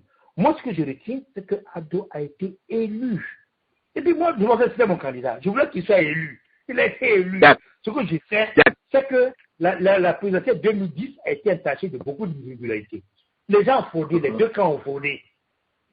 Chey même l'a dit. Il y a eu des fraudes dans les deux camps. Mais dans la fraude là, c'est eux qui avons gagné, on a gagné. Et puis je voulais que vous perdre. J'ai applaudi mon candidat. C'est tout. Voilà. Non, non, non, non. C'est pour l'histoire. Parce que demain, quand on fera des recherches académiques sur cette fameuse élection, on découvrira beaucoup de choses. Et donc, j'anticipe un peu en vous posant la question. Néanmoins, le débat n'est pas là. Quoi? Oui, mais si les gens découvrent des choses, qu'ils les révèlent comme moi je fais. Moi, je ne suis pas un enquêteur. Moi, je suis allé me battre pour un candidat. Je voulais que le candidat gagne. On a mené campagne. On annonce, on dit que mon candidat gagne. Je suis content, je m'en tiens à ça. Je sais qu'il y a eu des fraudes partout. Mais dans la fraude, là, on dit qu'on a gagné. Non, je suis d'accord avec vous. Je suis d'accord avec votre point de vue. Je voulais simplement relever le fait pour l'histoire. Et vous venez de dire quelque chose qui est très grave de ma part pour un intellectuel de votre niveau. Oui. Quand vous nous invitez à lire dans les signes des temps en disant qu'il faut qu'on analyse la spiritualité dans cette situation. Ouattara, BCAO, Premier ministre du Fouet, filleul du Fouet, banni, Premier ministre BCAO, et que Bédi empêche Ouattara de se présenter, je dis qu'en tant qu'intellectuel, si vous raisonnez de la sorte, vous allez induire les Ivoiriens en erreur. La Côte d'Ivoire aujourd'hui, comment? Oui, expliquez-moi pourquoi, madame. Vous pouvez avoir raison, mais expliquez-moi pourquoi. Je vais vous expliquer tout à l'heure, laissez-moi finir. Oui. En tant qu'intellectuel, aujourd'hui, vous tentez d'orienter le vote des Ivoiriens vers quelqu'un que vous aviez dit être votre candidat déjà qui est banni. Vous nous l'aviez dit lors de votre premier passage. Et je pense que nous sommes encore loin même de vouloir faire campagne pour un candidat ou pour un autre. Aujourd'hui, le drame que vit la Côte d'Ivoire n'a même pas été réglé. Aujourd'hui, il faudrait qu'on pense plutôt à rassembler les Ivoiriens au lieu de parler de campagne d'un tel ou d'un tel. Et dans cela, ne mettez pas Dieu dedans. Dire que Dieu va peut-être choisir, peut-être banni, parce que c'est l'implication que vous voulez nous faire comprendre. Et je dis non. On ne peut pas aujourd'hui venir nous faire de la propagande pour un candidat aujourd'hui. Les Ivoiriens ont encore beaucoup de problèmes à régler avec le camp Ouattara. Voilà cette position de l'article 35 qui refait surface. Madame Noua, allez-y à la question. On n'a plus assez de temps. Lisez la question. Oui, mais je peux répondre, Jacques Roger. Madame... Non, mais il m'a dit de lui expliquer. Je suis en train de lui expliquer. Pour dire que... J'ai compris, hein. Madame, j'ai compris. Voilà. Donc, pour conclure, parce que j'étais à la conclusion, Jacques. Pour conclure, c'est de nous dire, moi je voudrais vous suggérer qu'on laisse les Ivoiriens résoudre leurs problèmes, sortir du carcan dans lequel les politiciens les ont mis, avant de penser à aller aux élections. Voilà le point que je voulais faire. Je vous remercie. Oui, Jacques, je peux répondre? Oui, allez-y, M. Sophie. Je peux par le dernier point. Quand elle dit qu'on laisse les Ivoiriens résoudre leurs problèmes, moi je suis Ivoirien, mais je ne peux pas parler des Ivoiriens. Peut-être que madame pense que je suis un Congolais, bien Camerounais. Dites-lui que je suis bien Ivoirien. Oui, mais je suis un Ivoirien et je participe à la résolution du problème. Je veux participer à la résolution du problème. C'est pour cela que j'écris des livres, c'est pour cela que je donne des conférences, c'est pour cela que j'interviens dans le débat. Ça c'est d'un. Et puis, laissez Dieu dedans, quelqu'un qui vient d'Amérique. Sur le dollar américain, il God we trust. On a confiance à Dieu. Troisièmement, c'est une proposition de lecture spirituelle. Je ne suis pas en train de mener campagne. Quelqu'un qui prête les Américains prête serment sur la Bible, là où elle est la plus grande puissance du monde. Ils vont prêter serment sur ça. Comprenez? Mais dans tous les cas, j'ai toujours été pour une vision laïque de l'État. Hein, voilà. Alors, je ne sais pas à quoi vous l'avez dit, parce que moi, je ne suis pas en train de mener campagne pour. C'est eux qui ont commencé la campagne. C'est Béli qui a écrit un livre pour dire qu'il sera candidat unique. Depuis 2012, Alassane a annoncé à toute la Côte d'Ivoire qu'il est candidat. Et tout ce qu'il fait entre dans le cadre de sa campagne électorale. Quand on envoie des véhicules dans telle région, Alassane Ouattara offre tant de véhicules. Alassane Ouattara n'offre pas de véhicules, ce n'est pas son argent, c'est l'argent de la Côte d'Ivoire. C'est l'État de Côte d'Ivoire qui offre. Alassane Ouattara a donné ça. Le président Ouattara est généreux, il a donné ça, mais non, ce n'est pas son argent, c'est notre argent. C'est l'argent des forces et des forces politiques ivoiriennes, et l'argent thésaurisé qu'il prend en tant que chef de l'État pour donner à un village ou bien une région.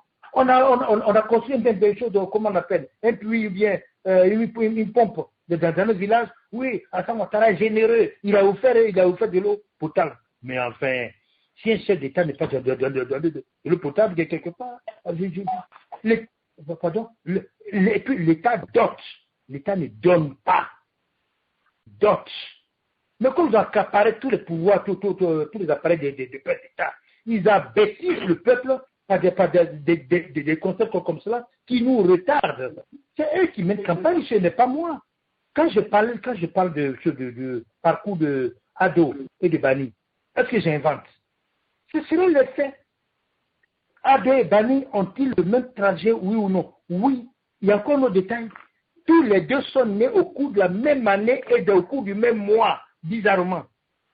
Donc, comme j'ai une petite éducation en la spiritualité, je commence à lire les signes. Ils sont nés dans le même mois. Ils sont nés au cours de la même année. Ils sont tous les deux des filleuls d'Oufoué. Ils ont fait, voilà. Ils ont fait la BCAO. Ils ont été premiers ministres. Donc, c'est une étude comparative, comme on le fait en politique. Si je ne mets pas ces réflexions, comment je peux comprendre les ressorts de la crise à laquelle nous devons faire face? Voilà, c'est tout. Et ce n'est pas moi qui les invente. Ce sont des données objectives. Ce sont des analyses objectives. Les faits sont là. On peut les interpréter sur plusieurs axes. On peut les interpréter selon le structuralisme marxiste. On peut les interpréter selon telle théorie politique. On peut les interpréter dans le sens de la spiritualité. Et moi, je donne une lecture spirituelle. Ce n'est pas la seule, mais ça me paraît, ces coïncidences me paraissent étranges. Les deux personnes, ils ont la même formation, ils sont au cours du même mois, au cours de la même année, ils ont fait la BCAO, ils ont été premiers ministres, ils sont les filles du Fobani, et le même bélier qui leur crée des ennuis. Vous croyez que c'est des hasards, monsieur? Madame, vous pensez que c'est des hasards? Je ne crois pas au hasard. Je crois qu'il y a des signes subliminaux que nous aurons tort de ne pas déchiffrer. La vie n'est pas que matérielle. La vie a aussi une autre dimension. L'univers parallèle existe. Dans la France, dans l'Europe cartésienne, la Rose-Croix existe. La franc-maçonnerie existe. D'accord. Donc les secrets de l'univers parallèle existent bel et bien. Les messages subliminaux existent bel et bien. Je suis désolé, madame, ça existe. D'accord. Alors, on va aller de côté de Maryland pour avec donc M. Gustave Biaka. M. Biaka, allez-y. Bonsoir, frère Jacques Roger. Je voudrais remercier le frère Tibios Kofi, notre frère. Je m'appelle Gustave Biaka. Je voudrais d'abord faire un petit point avant de poser ma question. Tibios Kofi. Il a dit tout à l'heure qu'il a combattu le président Laurent Gbagbo à partir de 2005. Je voudrais rappeler que le président Laurent Gbagbo en 2005. Je ne vous entends pas, monsieur. Je n'entends pas, Jacques. Allô? Allô? Reprenez la question. Hein? Je crois qu'il y avait un petit bruit. Reprenez la question. Allez. Ok. Il dit qu'il m'entend. Ah, tu m'entends maintenant? Oui, ça va maintenant. Allez-y. Ok. Merci. Donc, je disais que je vais d'abord faire un petit rappel par rapport à ce qu'il a dit, parce que j'ai suivi tout ce qu'il a dit jusqu'à maintenant. Et je voudrais lui dire qu'il a dit de lui-même qu'il a combattu le président Laurent Gbagbo à partir de 2005. Et que il a aussi implicitement dit que le président Alassane Ouattara est l'auteur de la rébellion qui a pris le pouvoir, qui a divisé la Côte d'Ivoire en 2002. Et il sait que par rapport à 2000, le président Laurent Gbagbo s'est battu contre la communauté internationale, économiquement et militairement. Et quand même, quelque chose a dû se passer parce qu'il dit que ce qu'il avait prévu ne s'est pas passé, donc il a quitté le président Laurent Gbagbo. Il est allé avec le président Alassane Ouattara, qui aujourd'hui a tout, mais rien ne marche en Côte d'Ivoire. Je voudrais rappeler que tout ce qui est fait aujourd'hui, lui-même il a dit aussi, les ponts et tout ça, c'était des choses qui ont été prévues depuis trop longtemps. Mais on ne pouvait pas donner les moyens puisqu'en Côte d'Ivoire, nous-mêmes, on ne se suffit pas. On ne produit pas notre richesse, on ne développe pas notre richesse comme Laurent Gbagbo a voulu le faire, alors on emprunte. Et de ce cas-là, le président Laurent Gbagbo aujourd'hui est en prison parce qu'il a tout simplement voulu donner à la Côte d'Ivoire, voire à l'Afrique, ce qui nous revient de droit, parce que nous sommes un continent très riche et la Côte d'Ivoire est très riche, et c'est pourquoi la Côte d'Ivoire est convoitée. Donc, le président Alassane qui est là, aujourd'hui, il est là parce qu'il y a des grandes compagnies du monde qui le soutiennent et qui font de lui un homme très fort. Je vais m'arrêter là brièvement pour poser ma question. Est-ce que lui, Tubil Kofi, qui a côtoyé le président Alassane Ouattara, le président Bédié, le président Laurent Gbagbo, est-ce qu'il pense que le président Laurent Gbagbo, s'il était à la place du président Alassane Ouattara, pouvait changer la Constitution? Est-ce qu'il pense que le président Alassane Ouattara va changer la Constitution? Deuxième question. Et une question qui vient à cela, si la Constitution devait être changée, en tant qu'intellectuel, quelle sera la stratégie qu'il va nous donner, ou bien quelle sera sa stratégie pour que la Côte d'Ivoire n'accepte pas, encore une fois de plus, une guerre en Côte d'Ivoire par rapport au changement de la Constitution? Je voudrais savoir, au moins à partir de ce qu'il fait en tant qu'écrivain, qu'est-ce qu'il va apporter pour que la Côte d'Ivoire n'arrive pas à cette deuxième guerre qui pointe à l'horizon. Ça, c'était ma question. Je vous remercie. Jacques Roger? Oui, allez-y, M. Kofi. Oui, vous devez être un peu vigilant parce qu'il faut que les gens se contentent des questions, parce que le développement, comme ça que je n'entends pas bien. D'abord, j'ai entendu vaguement que j'ai côtoyé Bédié, Gbagbo, Alassane. Je ne connais pas M. Alassane. Je ne connais pas M. Alassane Ouattara. Hein. Je ne l'ai jamais rencontré.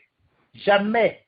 On dit que vous avez été son conseiller pendant les élections. Hein. Vous avez été... M. Alassane Ouattara, jamais. Non. Ah oui, mais monsieur Koné Mamadou avait dit que vous étiez conseiller, vous, lui et puis madame... Non, je ne crois pas qu'il ait dit ça. Il ne peut pas dire une telle connerie. Si. Je n'ai jamais rencontré M. Ouattara.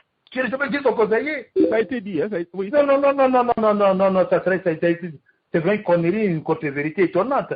Non, mais je crois que M. Ouattara lui serait étonné d'apprendre que je figure au nom de ce conseiller. Non. En tant qu'intellectuel, j'avais décidé, je ne suis pas d'accord avec Gbagbo. Je ne suis pas d'accord avec Gbagbo. Et que le RDR combat Gbagbo. Je demande, on allait battre pour M. Ouattara. Je peux vous dire comment est-ce que j'en suis même arrivé là. Il y a eu deux faits, deux ou trois faits. Mon ami Maurice Bandama, qui m'a envoyé un jour chez Cité Bakongo, on a discuté un peu. Ils aimaient les articles que j'écrivais. Et puis, ils ont pris contact avec Venance Kona, qui animait des meetings pour eux. Je suis allé un jour à une conférence de Venance. Et puis, Bakongo m'a appelé, dit, mais tu ne peux pas venir de donner une conférence. Et puis, je suis allé donner la conférence. Mais j'avoue que j'aimais bien les idées de M. Ouattara. J'aimais bien son idée d'une Côte d'Ivoire, sa catégorie d'Ivoiriens, d'une Côte d'Ivoire unie, d'une Côte d'Ivoire ensemble. D'ailleurs, son slogan, c'était le vivre ensemble. J'aimais bien ça. Donc, je me suis battu pour cette idée, pas pour un homme. Je n'ai jamais rencontré M. Ouattara. Je ne le connais pas, il ne le connaît pas. Bon, quand je dis qu'il ne me connaît pas, il m'a vu, je l'ai vu, comme tout Ivoirien, je le vois là-dessus de la tête. Il y a un an, il était à Botro, il est allé se faire une tournée à Botro. Bon, il m'a serré la main, je lui ai serré la main. Il a dit de très bonnes paroles me concernant. C'est tout ça qui me gênait. Et puis, je ne vais pas trop vraiment le critiquer parce que il a tenu vraiment des propos très élogieux à mon endroit. Puis ça fait du baume au cœur, vous savez. On est des êtres humains quand même. Bon, donc, il y avait tout ça qui faisait que j'étais très embêté. Puis c'est vrai. Il y avait une Monsieur, Il y a un fond d'admiration pour moi pour cet homme. J'estimais qu'il était un technocrate compétent et j'avais foi en lui. Je pensais qu'il allait venir changer les choses. Bref, je n'ai pas été son conseil, je ne le connais pas. Non, Donc, voilà oui. ce que M. Mamadou a dit à cet effet. Hein, vous concernant, il dit, pendant la crise post-électorale, Afoussou Bamba, moi, Venance et Tubus Kofi, nous étions donc en France pour gérer donc la communication de M. Ouattara. Nous avions une cellule à la rue, parallèle à la rue Victor Hugo, où nous nous retrouvions. Le 11 avril 2011, nous étions donc en pleine réunion pour nos interventions donc dans les médias français. Lorsque nous avions donc appris sur le coup de midi en France que M. Laurent Gbagbo venait d'être arrêté. Tubus Kofi, dans sa joie, s'est jeté donc dans mes bras en pleurant. Je ne comprenais pas le pourquoi. Il pleurait et il m'a dit que Dieu venait de lui donner le plus gros cadeau donc de sa vie. C'était donc son anniversaire. Voilà ce qu'il avait dit par rapport à vous. Oui, mais à quel moment donc il a dit que j'étais un conseiller de Ouattara? Il n'a jamais dit. Oui, mais est-ce que je peux prendre, est-ce que je peux faire un peu de suite? Non, il n'a jamais dit ça. Oui, mais quand vous travaillez, vous n'êtes pas conseiller, mais vous dites que Mamadou a dit que j'étais un conseiller. Non, je n'étais pas son conseiller. En communication, je vous dis. Okay. Non, même pas en communication. J'étais en France et bien sûr, je me l'ai attendez. Une minute, M. Biaka, une minute, M. Biaka. Permettez à M. Kofi de finir. Oui. C'est lequel Biaka, le professeur de philosophie? Non, c'est Gustave Biaka. Non, c'est Gustave Biaka, c'est son frère. Écoutez, moi je suis en France. J'écris des articles. Je combats le régime de M. Gbagbo. Tout ce qui le combat, tous mes amis, on se retrouve ensemble. On mène le combat ensemble. Mais je ne suis pas un conseiller, M. Ouattara ne m'a jamais dit, je suis mon conseiller, il ne m'a jamais dit. Et puis je vous dis, je ne l'ai jamais rencontré. Donc à quel moment, donc, et puis tous les moments, il n'a pas dit que j'étais son conseiller. Qu'on se retrouve ensemble pour mettre des stratégies, mais c'est normal. Attends. Vous croyez que même aux États-Unis, je ne rencontre pas des gens du pays avec lesquels on met des stratégies de lutte ensemble? Est-ce que je suis le conseiller de Gbagbo? Je ne le suis plus. Et je ne suis pas le conseiller d'Arafin Guessin. Mais enfin, c'est tellement banal d'être dans une lutte. On rencontre des gens qui partagent les mêmes idées, on se met ensemble et puis on mène le combat. Mais Mamadou n'a jamais dit que j'étais le conseiller de Ouattara. Non, dans tout ce que vous avez dit, il n'a jamais dit ça. Et puis il n'a pas pu le dire parce que c'est faux. Non, je vous en prie, allons plus loin. Et quelle était la préoccupation du monsieur pour côtoyer les chefs d'État? Monsieur Biaka, si tu n'as pas assez d'État, allez-y rapidement la question. Donc qu'est-ce que je peux faire pour la Constitution? Mais je ne peux rien faire. Si Ouattara veut modifier, moi je viens donner mon avis là-dessus. Non, je ne suis pas un constitutionnaliste, il y a les juristes au pays. Tibus Confession ne peut pas tout faire. Écoutez, moi j'ai écrit un livre pour dire que je ne suis pas d'accord avec Bédier pour l'appel de Daouko. Lui-même qui est des États-Unis là, qu'est-ce qu'il propose? Biaka, qu'est-ce que tu proposes? Quand tu veux que je sois quelqu'un qui fasse ton destin, toi-même Biaka, tu es aux États-Unis, tu proposes quoi? Merci, mon frère. Tu veux que je te dise ce que je propose? Moi, je fais ma lutte. On n'a vraiment pas le temps. On n'aura pas le temps. Bref, je propose quelque chose. Au lieu de chercher un zéro, on me propose quelque chose. Allez-y rapidement, M. Biaka. Peut-être, voilà. Rapidement, on n'a plus de temps. De façon à ramasser, qu'est-ce que vous proposez? Je suis d'accord que je t'apprécie parce que tu es un intellectuel. Je voudrais d'abord que tu fasses une bonne étude sur les élections comme a proposé notre sœur. Les élections de 2010, là, vous n'avez pas gagné ça. Et je peux te confirmer que vous n'avez pas gagné ces élections. On a gagné. On a gagné. On aura dans j'ai continué de proposer. 2010, là, on a gagné. Voilà. Et puis, on a gagné. Maintenant, propose quelque chose. Ok. Ce que je propose, c'est que moi, je ne suis pas un écrivain. Moi, je suis un petit homme qui fait la politique. Et donc, dans la politique, là, Jacques Roger sait que nous essayons de mettre les Ivoiriens ensemble et qu'on va leur inculquer ce que c'est que la démocratie. Parce que c'est quand on saura que c'est la démocratie que des gens ne vont pas dire parce que le frère est de l'Ouest, je vais forcément le soutenir, mais soutenir le programme. Le programme de... Oui, mais à la fin, n'est pas démocrate. Ça, ce n'est pas notre à la fin, n'est même pas un politicien. À la fin, il a été mis là parce que la Côte d'Ivoire est un pays très riche et la communauté internationale s'est vue que s'il n'y avait pas Alassane, les autres qu'on pouvaient former, ils ne pouvaient pas prendre Biaka, soyons vigilants. Monsieur Biaka, on a pris. Voilà, si tu n'as rien à proposer, Biaka, moi, j'ai déjà proposé. D'accord, monsieur Biaka, on a parfaitement compris, on reviendra. Je crois qu'on a compris. Ok, merci. On peut m'appeler pour que... Voilà. Biaka, c'est bon comme ça, c'est bon. Voilà, on va prendre rapidement 2 questions et puis on va prendre le mot de fin. Hein. L'autre question qui vient donc de monsieur... Je crois que j'avais... Et puis monsieur Laurent Agueyi, rapidement. Monsieur Boisbré, allez-y, et puis on prend la question monsieur Laurent Agueyi, et puis vous allez répondre aux 2 questions, et puis le mot de fin. Voilà, c'est ça. Alors, monsieur Mathieu Boisbré. Merci. Oui, Jacques, vous m'entendez? Oui, nous vous entendons, allez-y. Voilà, merci Jacques. Je viens à peine de prendre le débat, mais de toute façon, je connais l'homme qui est votre invité ce soir. Ma question, elle est très simple. Hein. Je voudrais interroger l'intellectuel. Je voudrais interroger le professeur de philosophie, je crois, l'homme de lettres qui sait lire entre les lignes d'un texte. C'est dans ce sens-là que je veux juste lui demander. Monsieur Gbagbo a utilisé l'article 48 pour faire de Monsieur Alassane Ouattara le candidat éligible en 2010. Ok, selon l'énoncé de cet article-là, que M. Turbus Kofi a certainement dû lire, de la façon qu'il a compris l'énoncé de cet article-là, que M. Gbagbo a écrit, parce qu'il y a beaucoup de personnes, hein, beaucoup de propos qu'on entend ici et là, les gens disent, à partir du moment où c'est écrit que M. Alassane Ouattara était candidat. Ça, je ne comprends rien. Monsieur Boisbré, allez-y à la question directe. Il pose la question.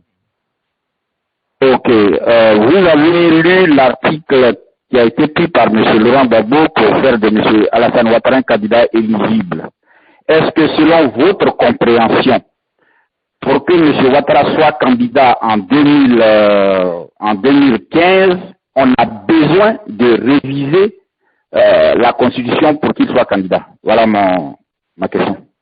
Voilà. Bon, rapidement, je ne suis pas constitutionnaliste. Hein. On a déjà posé c'est le rôle de Vaudier. Moi, je me limite aussi. Hein. Moi, je suis un possèdeur de l'air, je suis un poète, un romancier, un auteur dramatique. Mais je ne suis pas constitutionnaliste, je ne suis pas juriste. Je me limite aussi, les gars. Alors, monsieur... Les ouragans au bout, là, ils sont là-bas. Demandez-leur, ils vont régler ces problèmes. Voilà, monsieur Kaba et puis monsieur Agueyi. Rapidement, monsieur Kaba, hein, pas de commentaires, la question rapidement. Oui, bonsoir, monsieur Jacques. Bonsoir, monsieur Turbus. Et je crois que toutes les questions ont été posées, mais j'ai entendu monsieur Turbus, à aucun moment, il n'a que parlé du fait qu'on ligote les gens par leur liberté d'expression, et c'est ce qu'il est victime. Je crois bien qu'à aucun moment, il n'a parlé aussi de cet embaillonnement économique. Parce que lorsqu'on sait, par exemple, que nous avions la région... Monsieur Agueyi, allez-y à la question, nous allons conclure. Hein, pas de commentaires, allez-y à la question, monsieur Agueyi. Merci, commandant. Bonsoir. Pas de commentaires, hein, allez-y à la question, pas de commentaires. On a plus, voilà, allez-y. Alors, M. Turbus, vous dites que vous n'êtes pas constitutionnaliste. Et je sais aussi que vous ne travaillez pas à la mairie ou bien à l'état civil. Pourquoi vous nous dites que Ouattara est ivoirien? Sur quoi vous basez pour nous dire que Ouattara est ivoirien? Donnez-nous alors le nom de son village et de son ethnie. Oui, mais oui, la question mérite d'être posée. S'il n'est pas ivoirien, qu'est-ce qu'il fait dans notre politique? Pourquoi ce Gbagbo l'a pris comme partenaire de le Front républicain? Pourquoi ce conseil conditionnel a fait le présidentiel? Pourquoi on allait à l'élection avec lui? Écoutez les gars, ils ne sont pas ridicules. Ne menons pas de bataille d'arrière-garde. Alassane Ouattara est bel et bien un Ivoirien. Il est né à Dimoko, un point, un trait. Au moment où il décède, c'était le droit du sol. Voilà. On ne revient pas là-dessus. Sendou ne faisait pas partie de la Côte d'Ivoire. Il est né à voilà. Sendou. Merci. Pas de travail à la mairie pour ça. Merci. Alors, monsieur Turbus Kofi, merci beaucoup. Hein. Allez-y, c'est seulement vos mots de la fin ou bien le mot d'espoir. Allez-y. Hein. Oui. D'abord, vous dire merci pour cette presse encore que vous m'avez étendue. de clarifier certains aspects de notre vie politique. Remercie aussi les auditeurs, mais rassurez surtout les Ivoiriens. Moi, je n'ai pas un cœur haineux. C'est vrai, je suis déçu. Je suis déçu par nos dirigeants et par notre classe politique. Il faut commencer à construire ce pays. Une fois, ce ne peut pas tout faire. Depuis qu'il est parti, il a laissé une classe politique incapable de nous aider à accomplir des sauts qualitatifs. On attendait de M. Bédier qui nous donne de grands rêves. Il a donné le grand rêve qui était là. Le rêve, il est passé à côté du rêve parce qu'il s'est mis à faire autre chose qu'à réaliser ce rêve. M. Laurent Gbagbo est arrivé. On pensait qu'il allait réaliser le rêve de la gauche ivoirienne, une société égalitaire, une société du travail, une société de l'abondance, une société de la démocratie. Ça a été le règne du tam-tam, des patriotes, des cris furieux, des clameurs sauvages. Alassane est venu avec les armes. C'est le règne de la terreur, de l'injustice, du tribalisme, de la tricherie. Mais je ne comprends pas. Je ne comprends pas. Et ça m'affecte. Ça m'affecte. Je pense, peut-être que c'est un Soro qui avait raison. Ou bien j'ai un internet là qui s'appelle Fenda quelque chose, ou Barak, un nom redoutable. Il dit qu'il faut à la Côte d'Ivoire une révolution. Quand je parle de Soro, c'est de ça que je parle, pas le rebelle. Lisez bien pourquoi je suis devenu rebelle. Il parle d'une nécessité pour la Côte d'Ivoire d'accomplir une révolution. Ce pays a devenu une révolution. Pas forcément par les armes, mais une révolution qui va balayer toutes ces classes pourries et donner de nouvelles espérances au pays. Alassane ne peut pas, il atteint ses limites. Son cœur est trop bourré de haine contre Gbagbo. Oh, il faut qu'on se réconcilie. Si Gbagbo n'est pas, si on ne fait pas quelque chose pour lui, comment pourrons-nous nous réconcilier? Il ne peut pas. Il est dedans. Il est dans l'enfer lui-même. Ils sont tous prisonniers de leur haine. On ne peut pas s'en sortir. J'aimerais que le peuple ivoirien, je veux que mon peuple me comprenne. C'est cette prison de la haine, c'est cette prison de la haine qu'il faut détruire. Tout mon comportement, tous mes écrits, tous les propos que je tiens ont un seul objectif, détruire la citadelle de la haine. Ils sont tous comme dit Venance qu'on a de la haine. Une haine peut-être qu'il a créé aussi lui-même. Pour tous les propos injurieux qu'il a tenus contre la Côte d'Ivoire. Je frapperai ce régime moribond, il tombera quand il dit des choses comme ça. J'ai rendu ce pays ingouvernable. Comment veux-tu qu'on t'aime? J'aimerais que nos responsables pensent à toutes ces vies humaines qui ont été sacrifiées, à tout ce sang qui a coulé, qu'Alassane, Bédier surtout, qu'il soit humble, qu'il pose un acte de contrition, qu'il demande pardon à la terre ivoirienne, qu'on se mette à genoux, qu'on baise cette terre, qu'on fasse des prières, qu'on fasse des libations, qu'on passe par tous les moyens qu'il faut, mais qu'on demande pardon à la mémoire de Félix Houphouët-Boigny, à la mémoire de la terre ivoirienne, à la mémoire des milliers de morts. Je vais vous ouvrir une parenthèse pour vous dire que j'aide vraiment les dirigeants. Vous m'entendez? Oui, bien sûr. Juste une parenthèse, avant le dernier mot. L'année dernière, il y a eu des inondations en Côte d'Ivoire. Je vois à la télévision 22 morts. On voit les morts, on les repêche. Dès qu'on a fini, le tas suivant, candidature du président Ouattara. Venez soutenir le président Ouattara pour un autre mandat. J'ai appelé quelqu'un de la présidence. Quelqu'un qui est très proche, je ne veux pas dire son nom. Il dit, je veux te rencontrer. J'ai été le voir. Il dit, vos sports ne sont pas bons. Pendant qu'on récupère, on récupère des cadavres, ils viennent de mourir, ce qui vous intéresse, c'est la candidature d'Alassane Ouattara, c'est indécent sur le plan moral. Le type a été bien, hein. Honnêtement, à ma présence, il a appelé la RTI, il dit, enlevez-moi le sport, la candidature. Voilà comment est-ce qu'on négocie les chefs d'État, voilà comment on les conseille. Vous croyez que je ne fais rien, je fais aussi des choses. Je n'aime pas cette obsession pour le pouvoir quand un pays est dans des difficultés. On dit, en Côte d'Ivoire, on passe trop en perte et profite facilement les morts. Pendant qu'il y a des cadavres, monsieur lui cherche à être président. Mais tu veux président pour du quoi? Un cimetière? Non, c'est pas bien. Que Bédier Ouattara soit humble. Qui se rappelle qu'ils nous ont fait souffrir. On a souffert pour ces gens-là. Tous des gens sont morts pour eux. Qui calment un peu le jeu. Qui nous collent un peu la paix. Qui laissent les Ivoiriens aller tranquillement à l'élection. Tous ceux qui veulent aller, qu'ils y aillent. Sous Gbagbo, ils n'ont pas dit on veut une élection transparente, démocratique, libre et ouverte à tous. Non, qu'on fasse les mêmes choses. Que chaque parti aille, que chacun aille avec son parti. Celui qui est battu se retire, celui qui a gagné, va gagner. Si à l'issue de l'élection, si Ouattara a gagné, on ira le féliciter. La Côte d'Ivoire, les intelligences qui sont là, ce n'est pas lui qui a formé les cadres ivoiriens. C'est Oufouet qui nous a formés. On ne lui doit rien. Il faut que ce soit clair. Moi, ma génération, moi, on ne doit rien à Bédier, on ne doit rien à Ouattara, on ne doit rien à Gbagbo. C'est Oufouet qui nous a formés.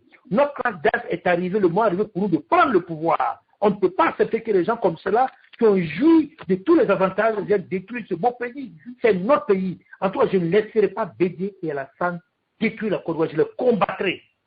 Sauf si je disparaisse. C'est clair.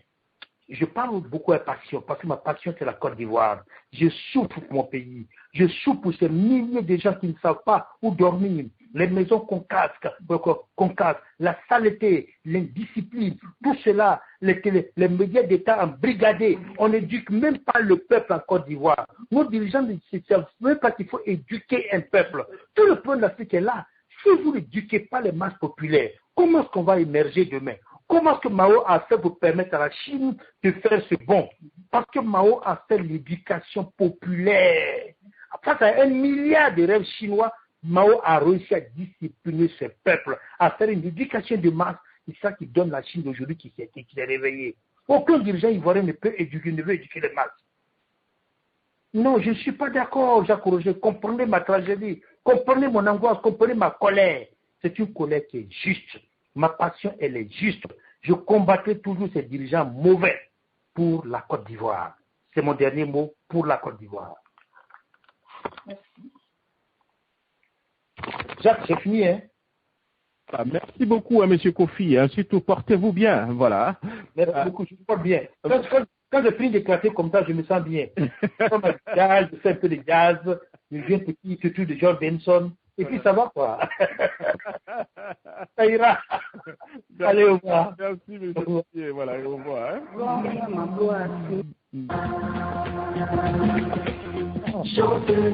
Hein.